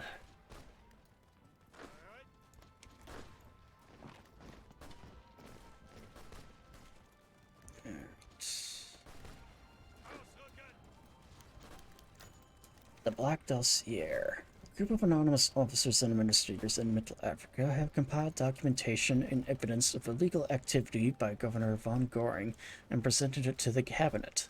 The evidence, if proven true, is very serious.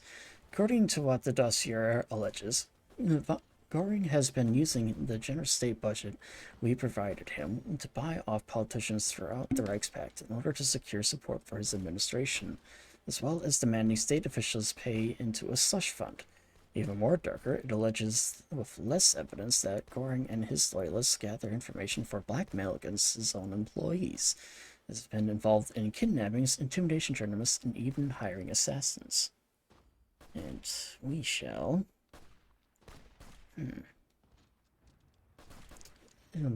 launch a formal investigation immediately. Even in an alternate history, Göring is proven to be a douchebag. So, alright. The new governor. With Göring gone, we must select a new governor. While he is disgraced, there is still hope for a colonial regime to bring order to the colony, or perhaps the old ways, advocating Deutsche Kolonialkraft are always the best. And let's see. Yeah, Franz Wetter von Epp, the old general. Alright, yeah. Said he was the governor of Cameroon, so I'll do it that way. So, let's actually see here.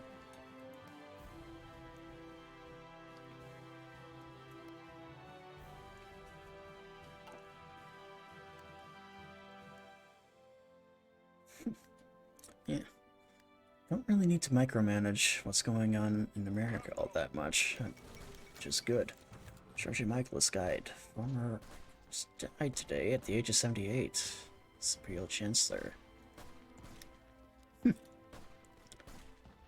Alright. Hoffman versus von Richthofen. Exciting today, the history of aviation. Manfred von Richthofen has accepted Louise Hoffman's challenge. Today, both pilots flying custom Fokker 11s started their cell in Middle Africa for the first full solo flight and air race around the world. His Imperial Majesty has wished the best luck and Godspeed to both pilots. Honestly, that would be exciting. Just getting to see two people, very famous aviators, race around the world. God, that would be so cool to see back in the day. Just, yeah, I'd love that. But it'll be interesting to see what becomes of them. Perfect. And Hoffman wins. Louise Hoffman has just landed in Dar es Salaam. She is now officially the first person to fly alone around the world. Manfred von Richthofen has already congratulated his opponent over radio. Talked to the assembly of reporters, Fraulein Hoffmann argued girls and women in Germany pursue their dreams, whatever may stand in their way. Awareness of the women's suffragist movement has increased.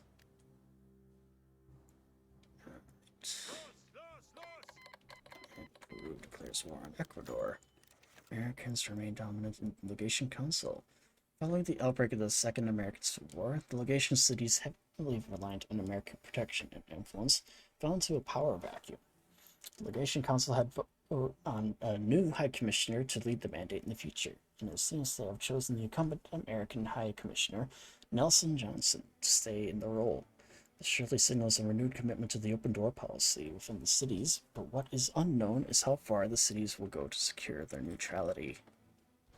Yeah, it'll be interesting for sure. Alright, perfect. Where are the other ones? Yeah, they're gonna be beaten back there. Okay. Next, where do we go? Let's get some upgrades to our weapons, help our volunteers in Spain and America do a little better. Alright. Yeah, I need to get something going. Yeah, Carl Durnitz. Okay. So far, it's looking okay. Portuguese Middle African dispute. A Middle African governor has come to us with a request for aid. He speaks of Portugal supporting bandits that murder German and African police and endanger our rule in Africa.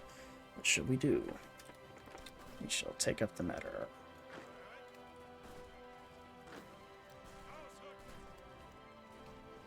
And Portugal offers an explanation. The Portuguese ambassador explained in great detail the chaotic situation from the region. Alright.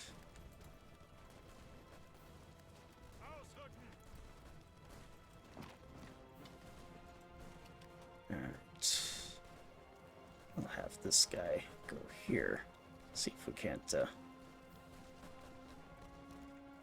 break their will to fight. Mustafa Kemal's.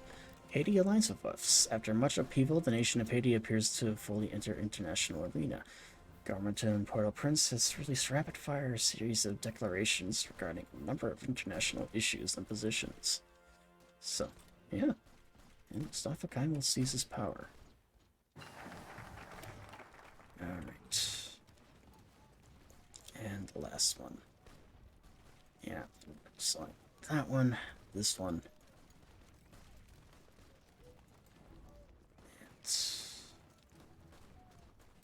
Then I need to do something here. Doctrine. Yeah. Okay. Yeah, I see. So, our civilian industry once again strong, but not yet booming. We are required to take just a few more steps, so not German industry will tower above the rest of the world once more, as a steady influx of resources from colonies assured mass production boost. Okay. And resource consolidation. Colonies are... Okay, we're getting there.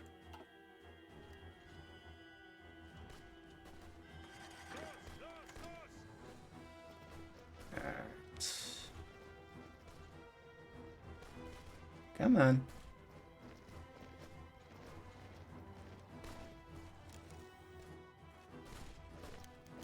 Equipment ships, East Asia.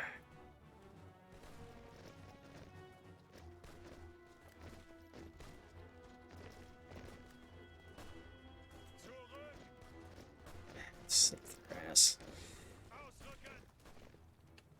Alright. Alright.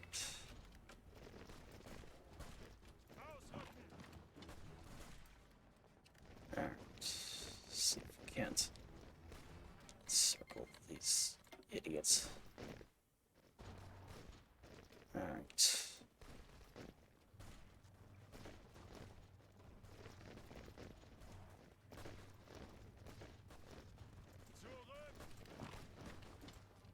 And there. Okay. Perfect.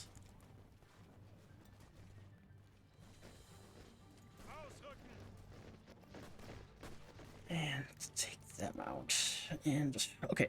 On the other side of the world, how are we doing? Yeah, making steady progress. Which is what we want.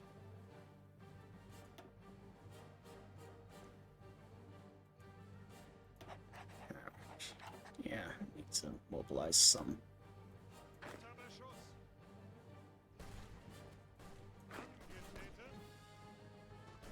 Alright. Alright. Oh. No, you can, go back. You, on the other hand. Go north. And we're finally starting to push them out. And Russia's moving in, then, on what's left. Oh, and Sedantag again. You know what? I'm gonna do something stupid here. I am gonna try and actually get through this. I'm just gonna save quick, though, just in case this backfires. Okay. Burgos. The fall of Burgos. Reports from the Burgos confirmed that Carlos' temporary capital has been captured by advancing Spanish troops after skirmishes in the countryside. Carlos' forces put up stiff resistance, hoping to delay the Spanish force for as long as possible, but eventually beaten back. Castilians fleeing north to the Basque Coast tearfully describe seeing their homeland burning and ravaged by this fraternal war. Spanish soldiers even committing atrocities on their own people. Former state that King Chabert was escorted by out the flow of refugees by Carlos militias, but the destination remains unknown. Many hope that Carlos Spain might continue fighting in the hostile Iberian Central Plateau to protect their own strongholds. Okay. Well, have him continue on then. Actually, go there, there, and then just straight across.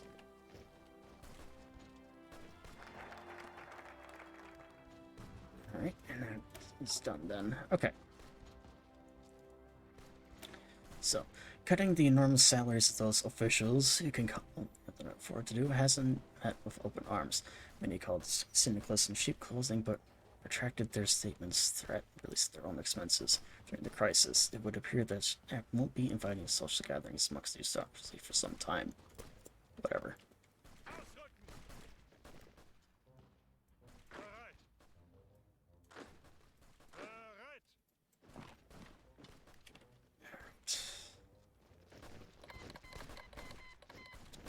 India declared war on the Union.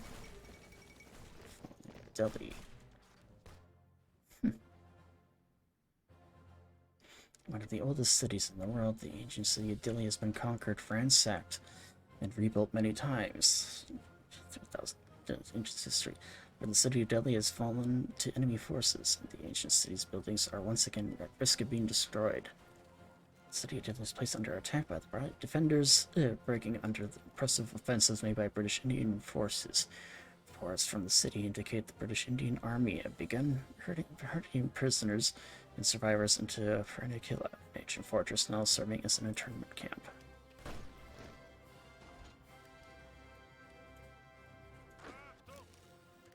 Ah, shit. Okay.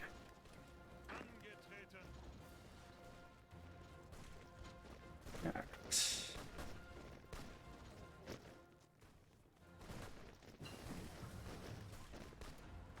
Ah, lovely.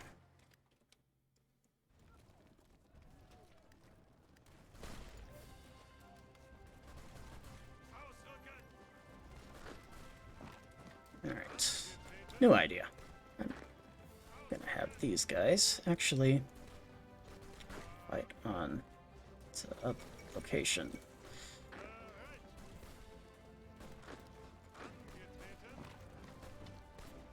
let's see how we can do here.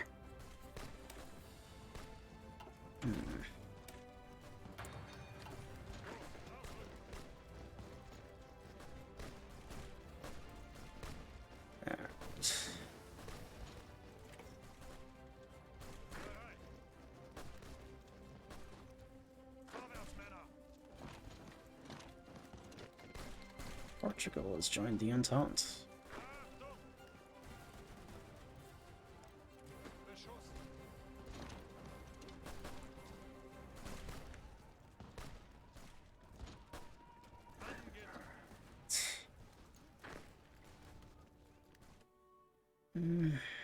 Yeah, let's actually just go back and do that. Okay, let's try that again.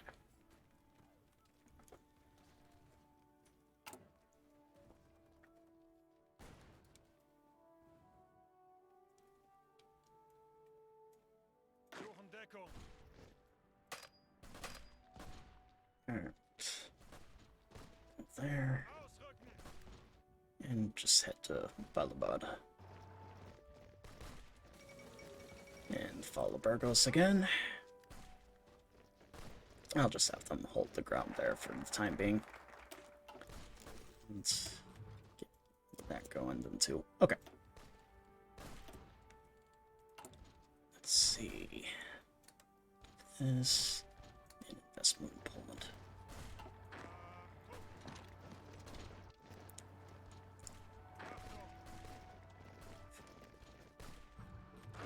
Actually, hold on to Burgos. Alright. And Delhi has fallen again.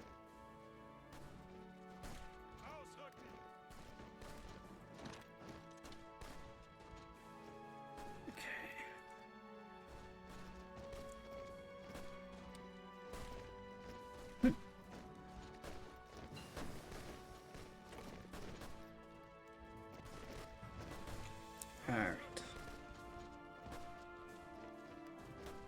Let's get another general in here.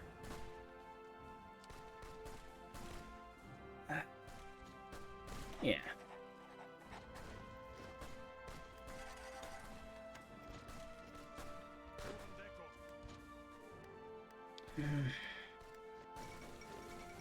Damn. Okay. Man, more infantry support. You know what? Let's go back. Just screw that whole campaign for now, I suppose. Spain is just being stupid.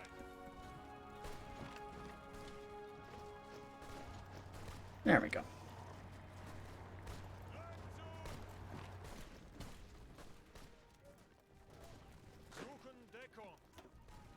Oh, I'm still gonna position these men over here.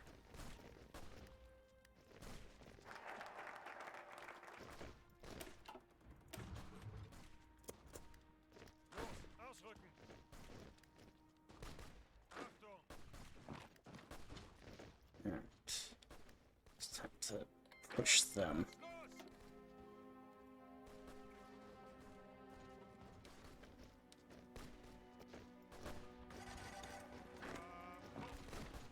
Alright.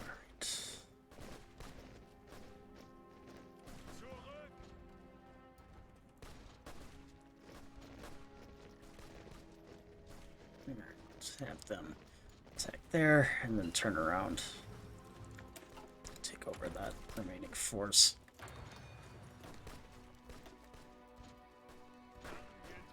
Oh, for God's sake. I don't even know how the hell I was able to get across if it's being this stupid.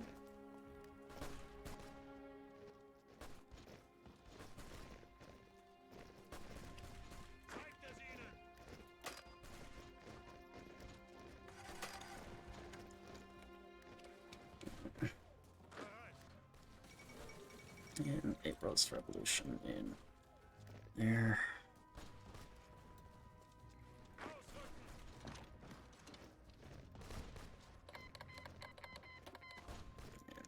How are we doing in America?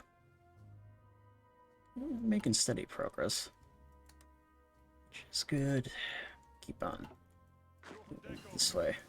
Okay. And... okay. Yeah, Portugal's joined the Entente again. Okay.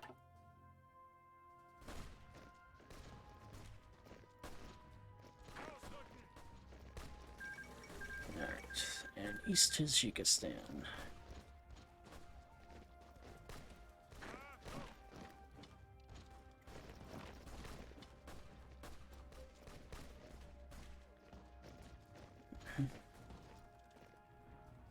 Alright.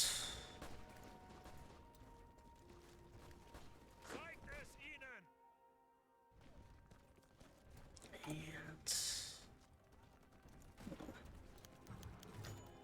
guns from Middle Africa. Good. That'll help us out. Argentina declares war on the Patagonia Workers Front. So. And non-aggression pact. And... Chilean Argentinian war. Tensions have been running high between two regional powers for years now, as ideological differences drove the nations further apart. Support by Chile and the FOP in Patagonia of the incapacity of Argentina to quell the rebellion have finally come to blows, and a joint offensive by the Argentinian Army Armada has met with heavy resistance on the Rio Negro, while Chilean forces opening fire on advancing Argentinian troops. Troubling developments indeed. And Delhi has fallen. Took a lot longer this time, though. Whatever.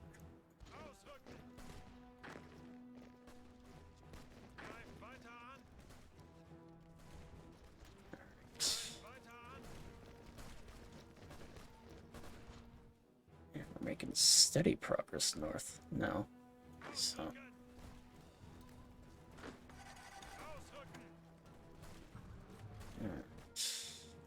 Oh, we got another action we can do.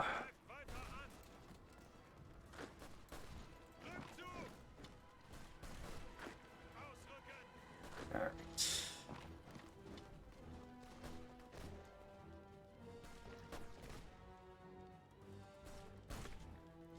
And okay. Where are the rest of our okay. Ah, good. So now we're done with the stuff there. Moving on to the others. I need an Air Force commander, so... and why not the Red Baron himself? Get him put in charge.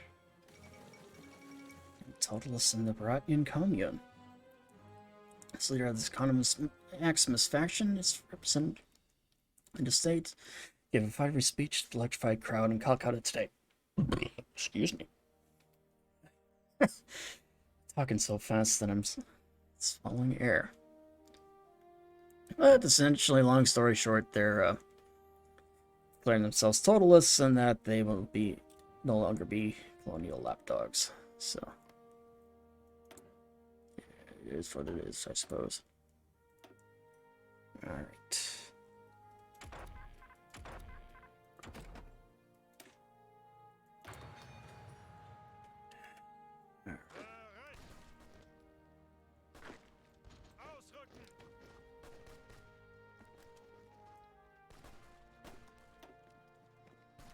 That's done.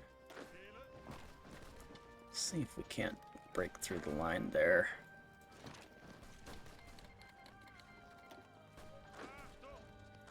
Right. And that way.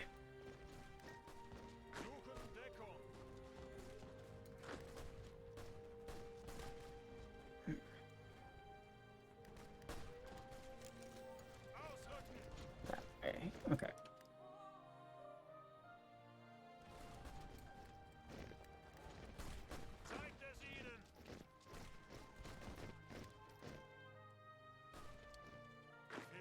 Shit. I was worried that might have happened. Alright. Although, honestly, I feel that, I think I've been able to handle this chaos better. There. Now that's done. Okay.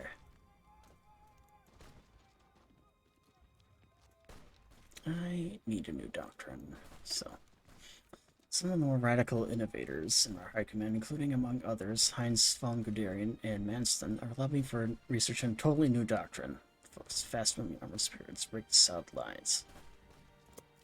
We'll go ahead with that.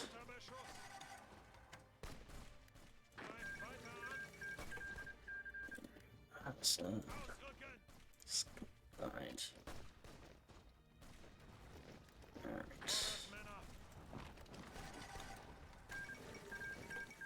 Show word is fallen.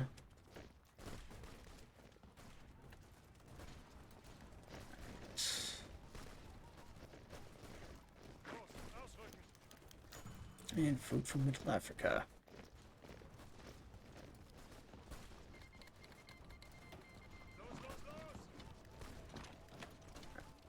Come on. Break that line there. So if we can continue to surround and destroy more of our boys, that help us out a lot. And they are closing in on Chicago fast. So, alright. Perfect.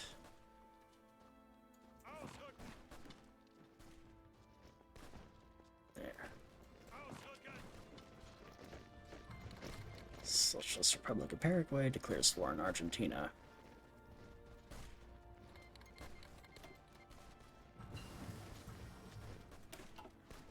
And there, that is done.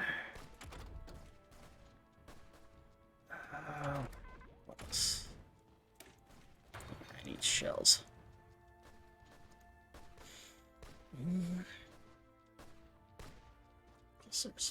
Visions, we can make nice small support. Yeah, we'll do that. Okay.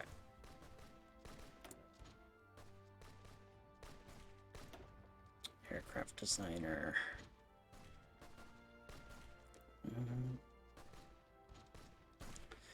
Air attack, agility, range, defense. Yeah, I need defense because.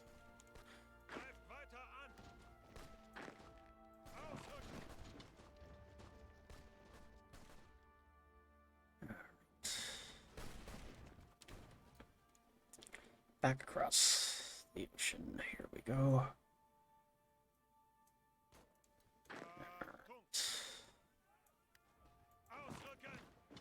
Let's take a more hands-on approach here, I think. So boys, oh, Collins ousted from office. President of Ireland's finally come to an end. That's interesting.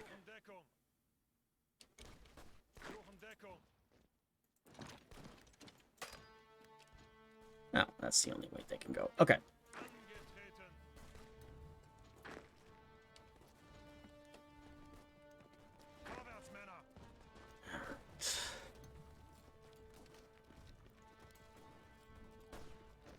Yes, that if they can push on to the other location.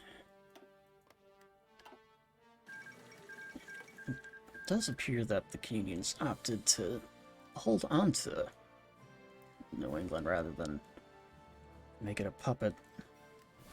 So that's interesting.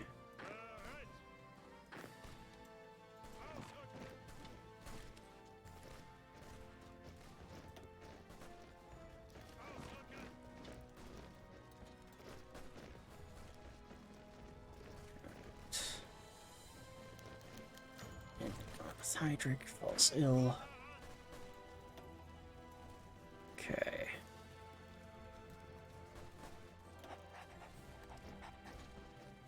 why they didn't have a commander here.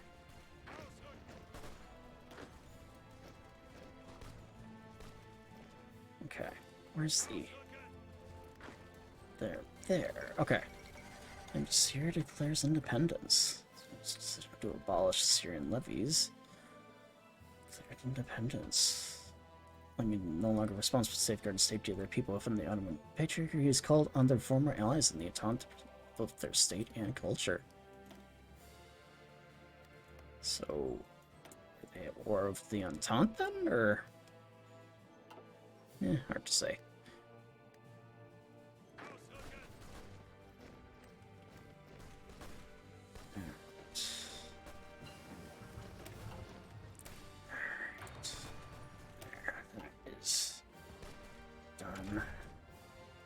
Yep. Shells here then too. And we'll do base strike.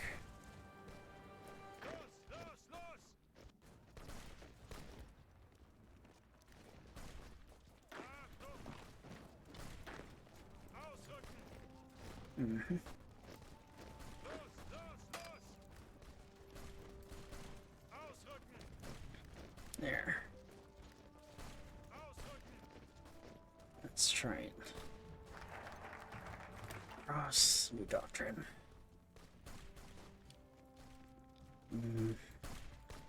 Organize the youth. Some experts have suggested that the best solution against the current lawlessness in our nation's youth would be to organize them so that they learn new skills and employ their energy to public good.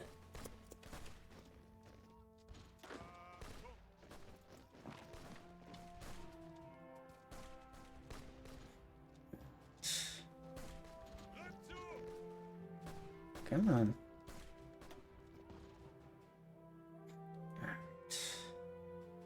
Alright. About over here. Let them head to San Diego. Take that over.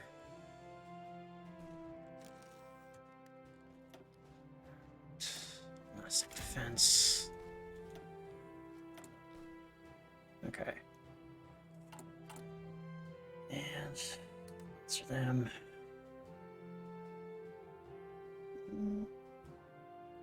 Invest in there then too. Okay.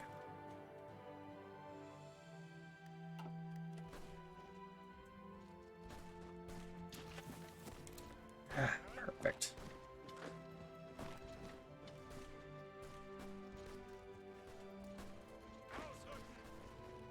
Okay.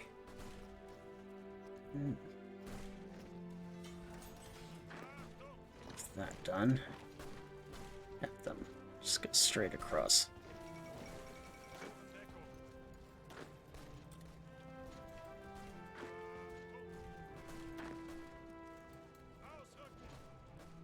Alright, in the Damascus Project. German spies have recently uncovered papers and research development programs sponsored by members of the Third Internationale, dubbed the Democles Project. Is an extensive multinational study to destructive power of nuclear fission, with the intent of creating bombs destructiveness vastly greater than anything we've known. Famous German scientist Albert Einstein had previously warned a successful nuclear bomb might even be able to turn entire cities to ash. German agencies have shared information with the project with their close allies, so naturally the whole world now knows. Some have dismissed the project as childish fantasy, but many experts fear a breakthrough.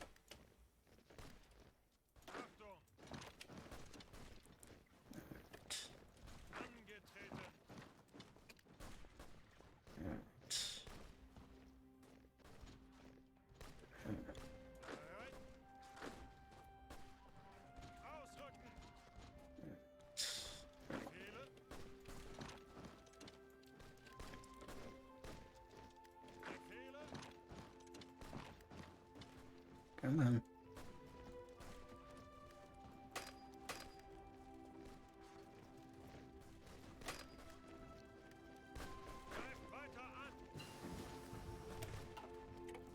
Perfect. Okay.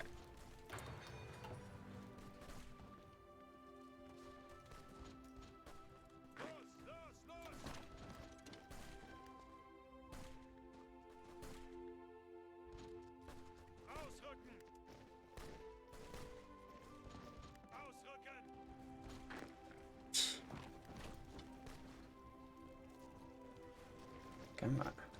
Need to take them out. Perfect. That's done. To Diago and the Diabo. Okay.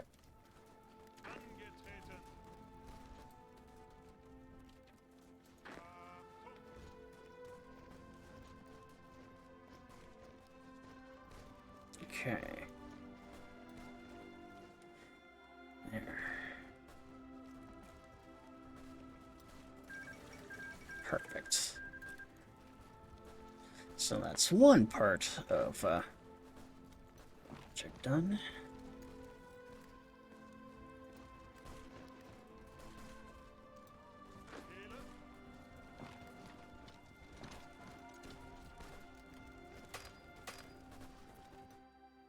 Okay.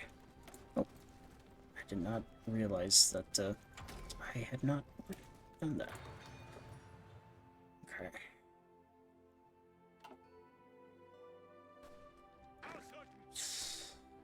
Where is the other unit? Right there. Okay.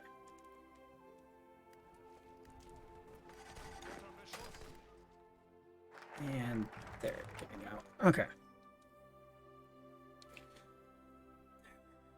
It's done.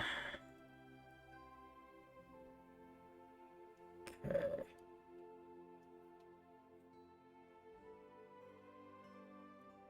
I need to figure out what I want to do yet. Okay. The concert and the radio. Crisis has shaken Germans' belief in their country. Public faith's keys is starting the weekly radio address to announce the steps the government has taken to combat the crisis. Crisis will help avoid panic and keep trust in our administration. Essentially, we are doing the fireside chats, which is definitely a good move. So.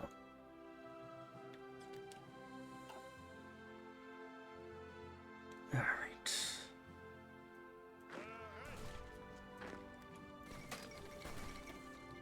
Come on, revolt.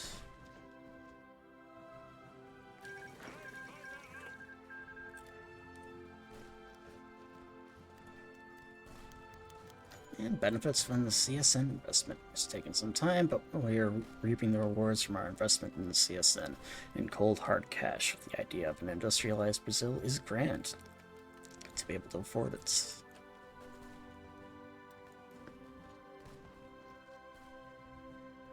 Alright.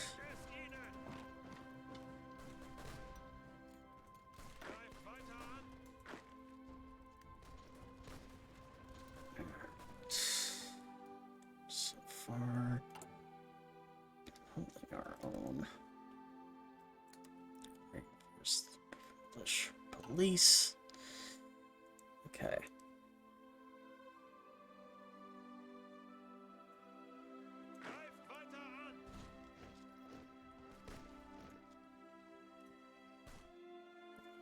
News that we appear to be moving, for now at least. Put a field marshal in charge here. Unrestricted. And where's the other? Okay. There. And just do that. Okay.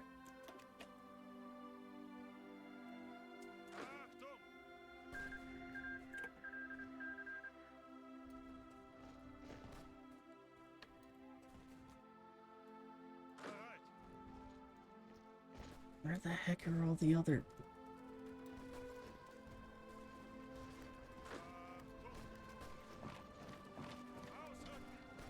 Alright.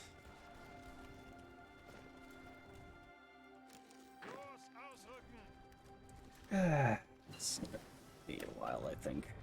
Okay. Next. You know what? Yeah, I'm gonna recruit that.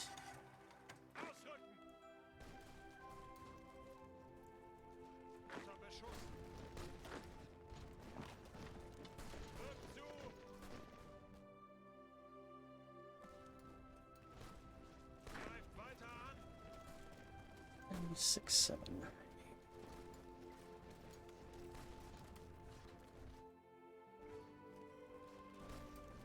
8. You know what? Screw it. I am just tired of holding on to this, so...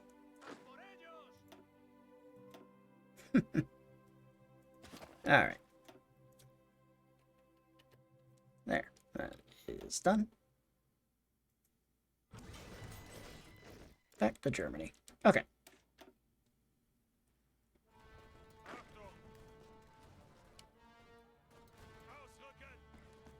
Go along the coast.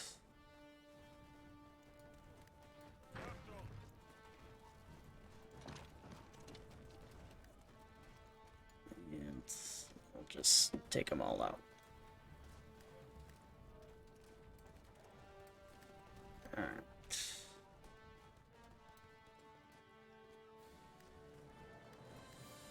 And just to make sure that everything goes back to the way we want it. Yeah, I know I didn't have to disband those units, but I'm just getting tired of micromanaging this civil war, so I just want it to be over with at this point. Alright. Bombers incoming.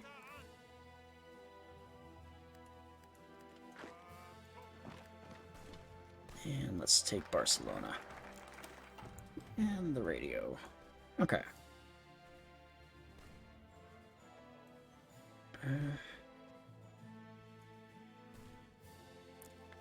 And... yeah, let's just get rid of it.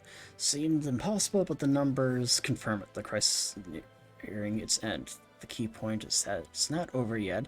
There are still millions without jobs, and civil society has been stretched to the breaking point. The catastrophe of Black Monday will leave marks on for generations, but this is the beginning of the end. Game Click has joined the sphere. And the fall of Barcelona. Reports Barcelona confirmed that the anarchist city has been captured by advancing Spanish troops after pitched fights across the Sierra de Assault mountain range. The anarchists put up stiff resistance, hoping to delay the Spanish forces for as long as possible.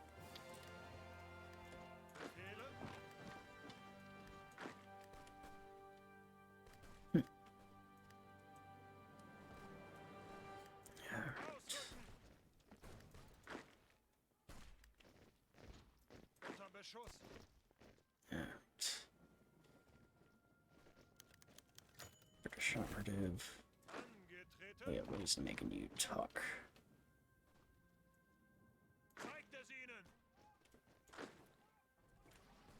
There.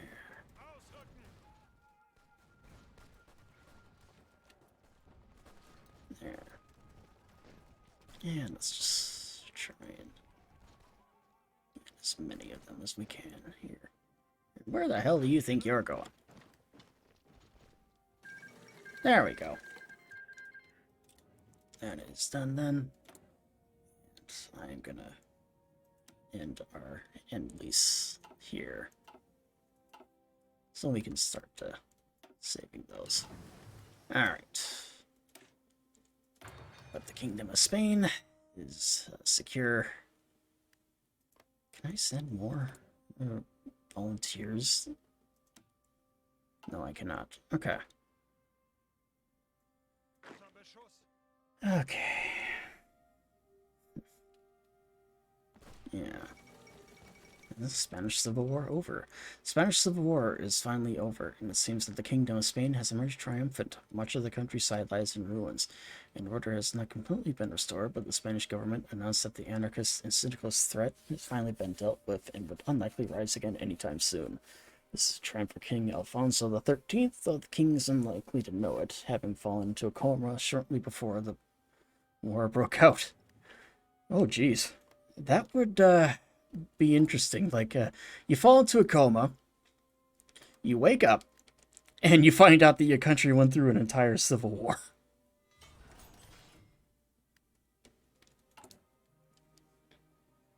Alright. So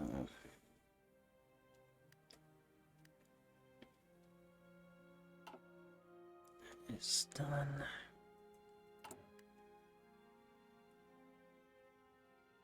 So, okay.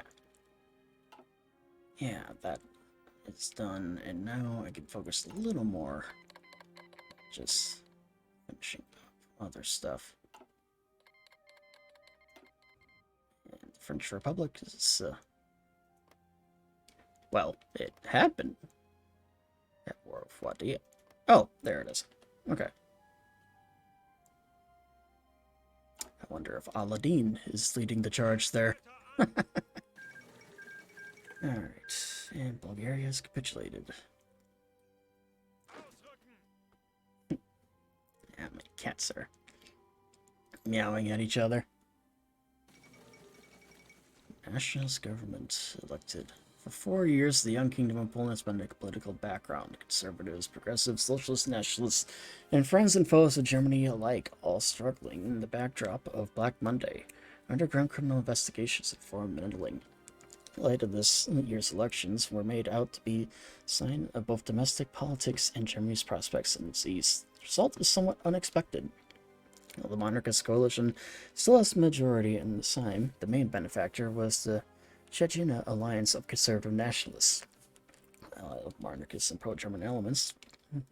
The Czechina consists of many who seek more political and economic independence from Germany, raising serious questions about Polish-German relations moving forward.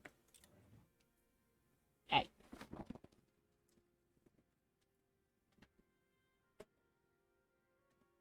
Yeah. One of my cats was on my laptop, like, he owned it, so. Alright. Oh, syndicalists are getting surrounded here. Some are, right outside of Gary, Indiana. So. Once again, it's just ew. The fact that I'm supporting them. But syndicalism spreads to Burma. And so I'll continue with that. Let's see. Are there any, alright.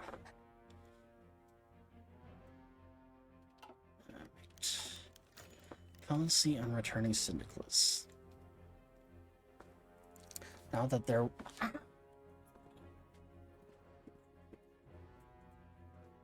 Shit. Cat clawed my arm. Anyways, now that their war has been lost, the International Division from our volunteers are trying to return to their homes. Many still have their arms, and all survivors are battle-hardened, indoctrinated syndicalists.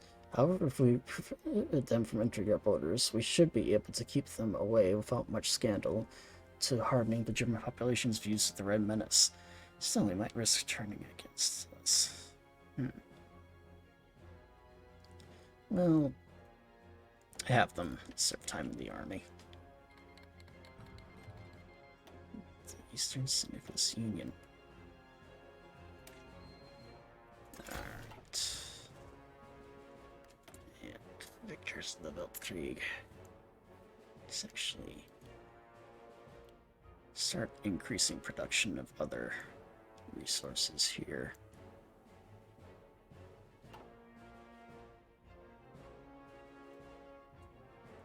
Alright.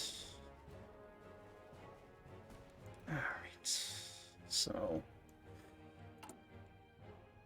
Alright, and we're almost done with the Black Friday reforms. So. Okay. Dominion of India. And the Bayreuth Commune has been taken over. They're still at war with those guys. Alright. Alright, now that that's done. Okay.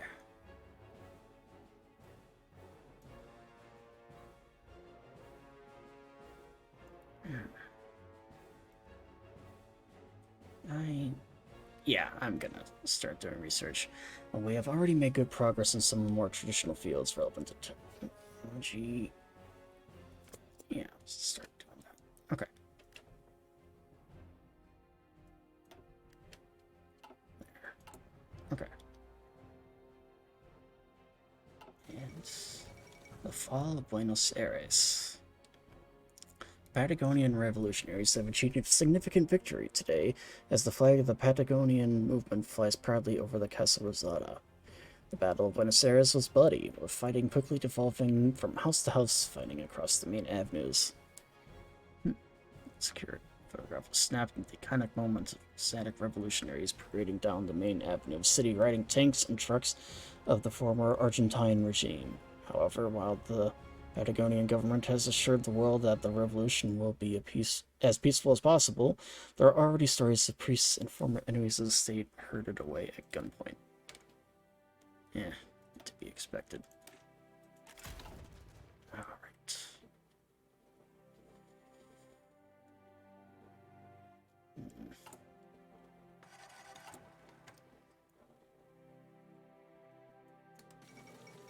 And Uruguay wins the World Cup. So let's go with them.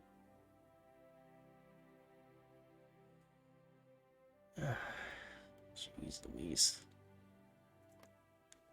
Definitely a bloody one.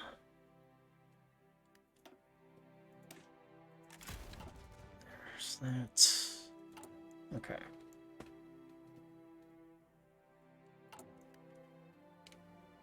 Some more goods. Okay. I need a war industrialist. So now we are starting to build up what we need. Patagonian Workers Front. Yeah, unfortunately, with Argentina no longer with us, we have to back away from that. So, and we'll do basic medium armor.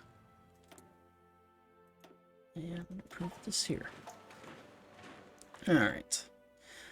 I actually think I'm probably gonna wrap things up a little early. The viewing has been a little lower than I would have liked for the time being. Plus, I do have other things I do want to do as well today yet. So, just with those two things, I'm probably just going to step away for a little while. But at any rate, I do appreciate you all for tuning into the first part of this Let's Play. We were able to kind of ride through the storm of Black Monday, kind of get things going with regards to... Oh, I didn't even notice this. The Austrians actually gave up part of their country to Ukraine. That's new. That didn't happen before.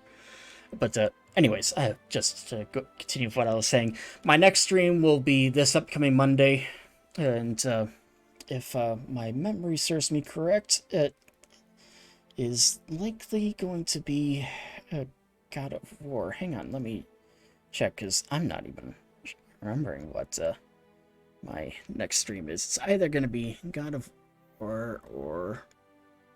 Oh, it is South Park. Okay, yeah. This upcoming Monday, it is going to be South Park: The Stick of Truth at 7 p.m. Central Standard Time.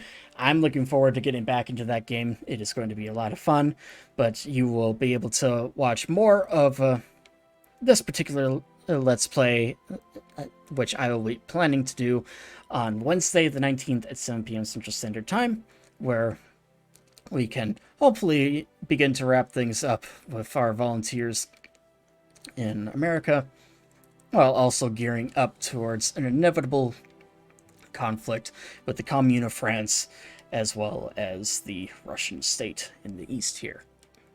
But yeah, I definitely appreciate you all for watching. If you liked what you saw here on Twitch, be sure to hit that follow button. It'll help me out a lot. Just a friendly reminder too, we have a goal of 75 followers by Halloween, so help me out a lot with that. And likewise, if you're watching this on YouTube, be sure to hit that like and subscribe button. It helps me out there as well. But until next time, my friends, this is the Blue Badger signing off for now, and I'll see you guys next time.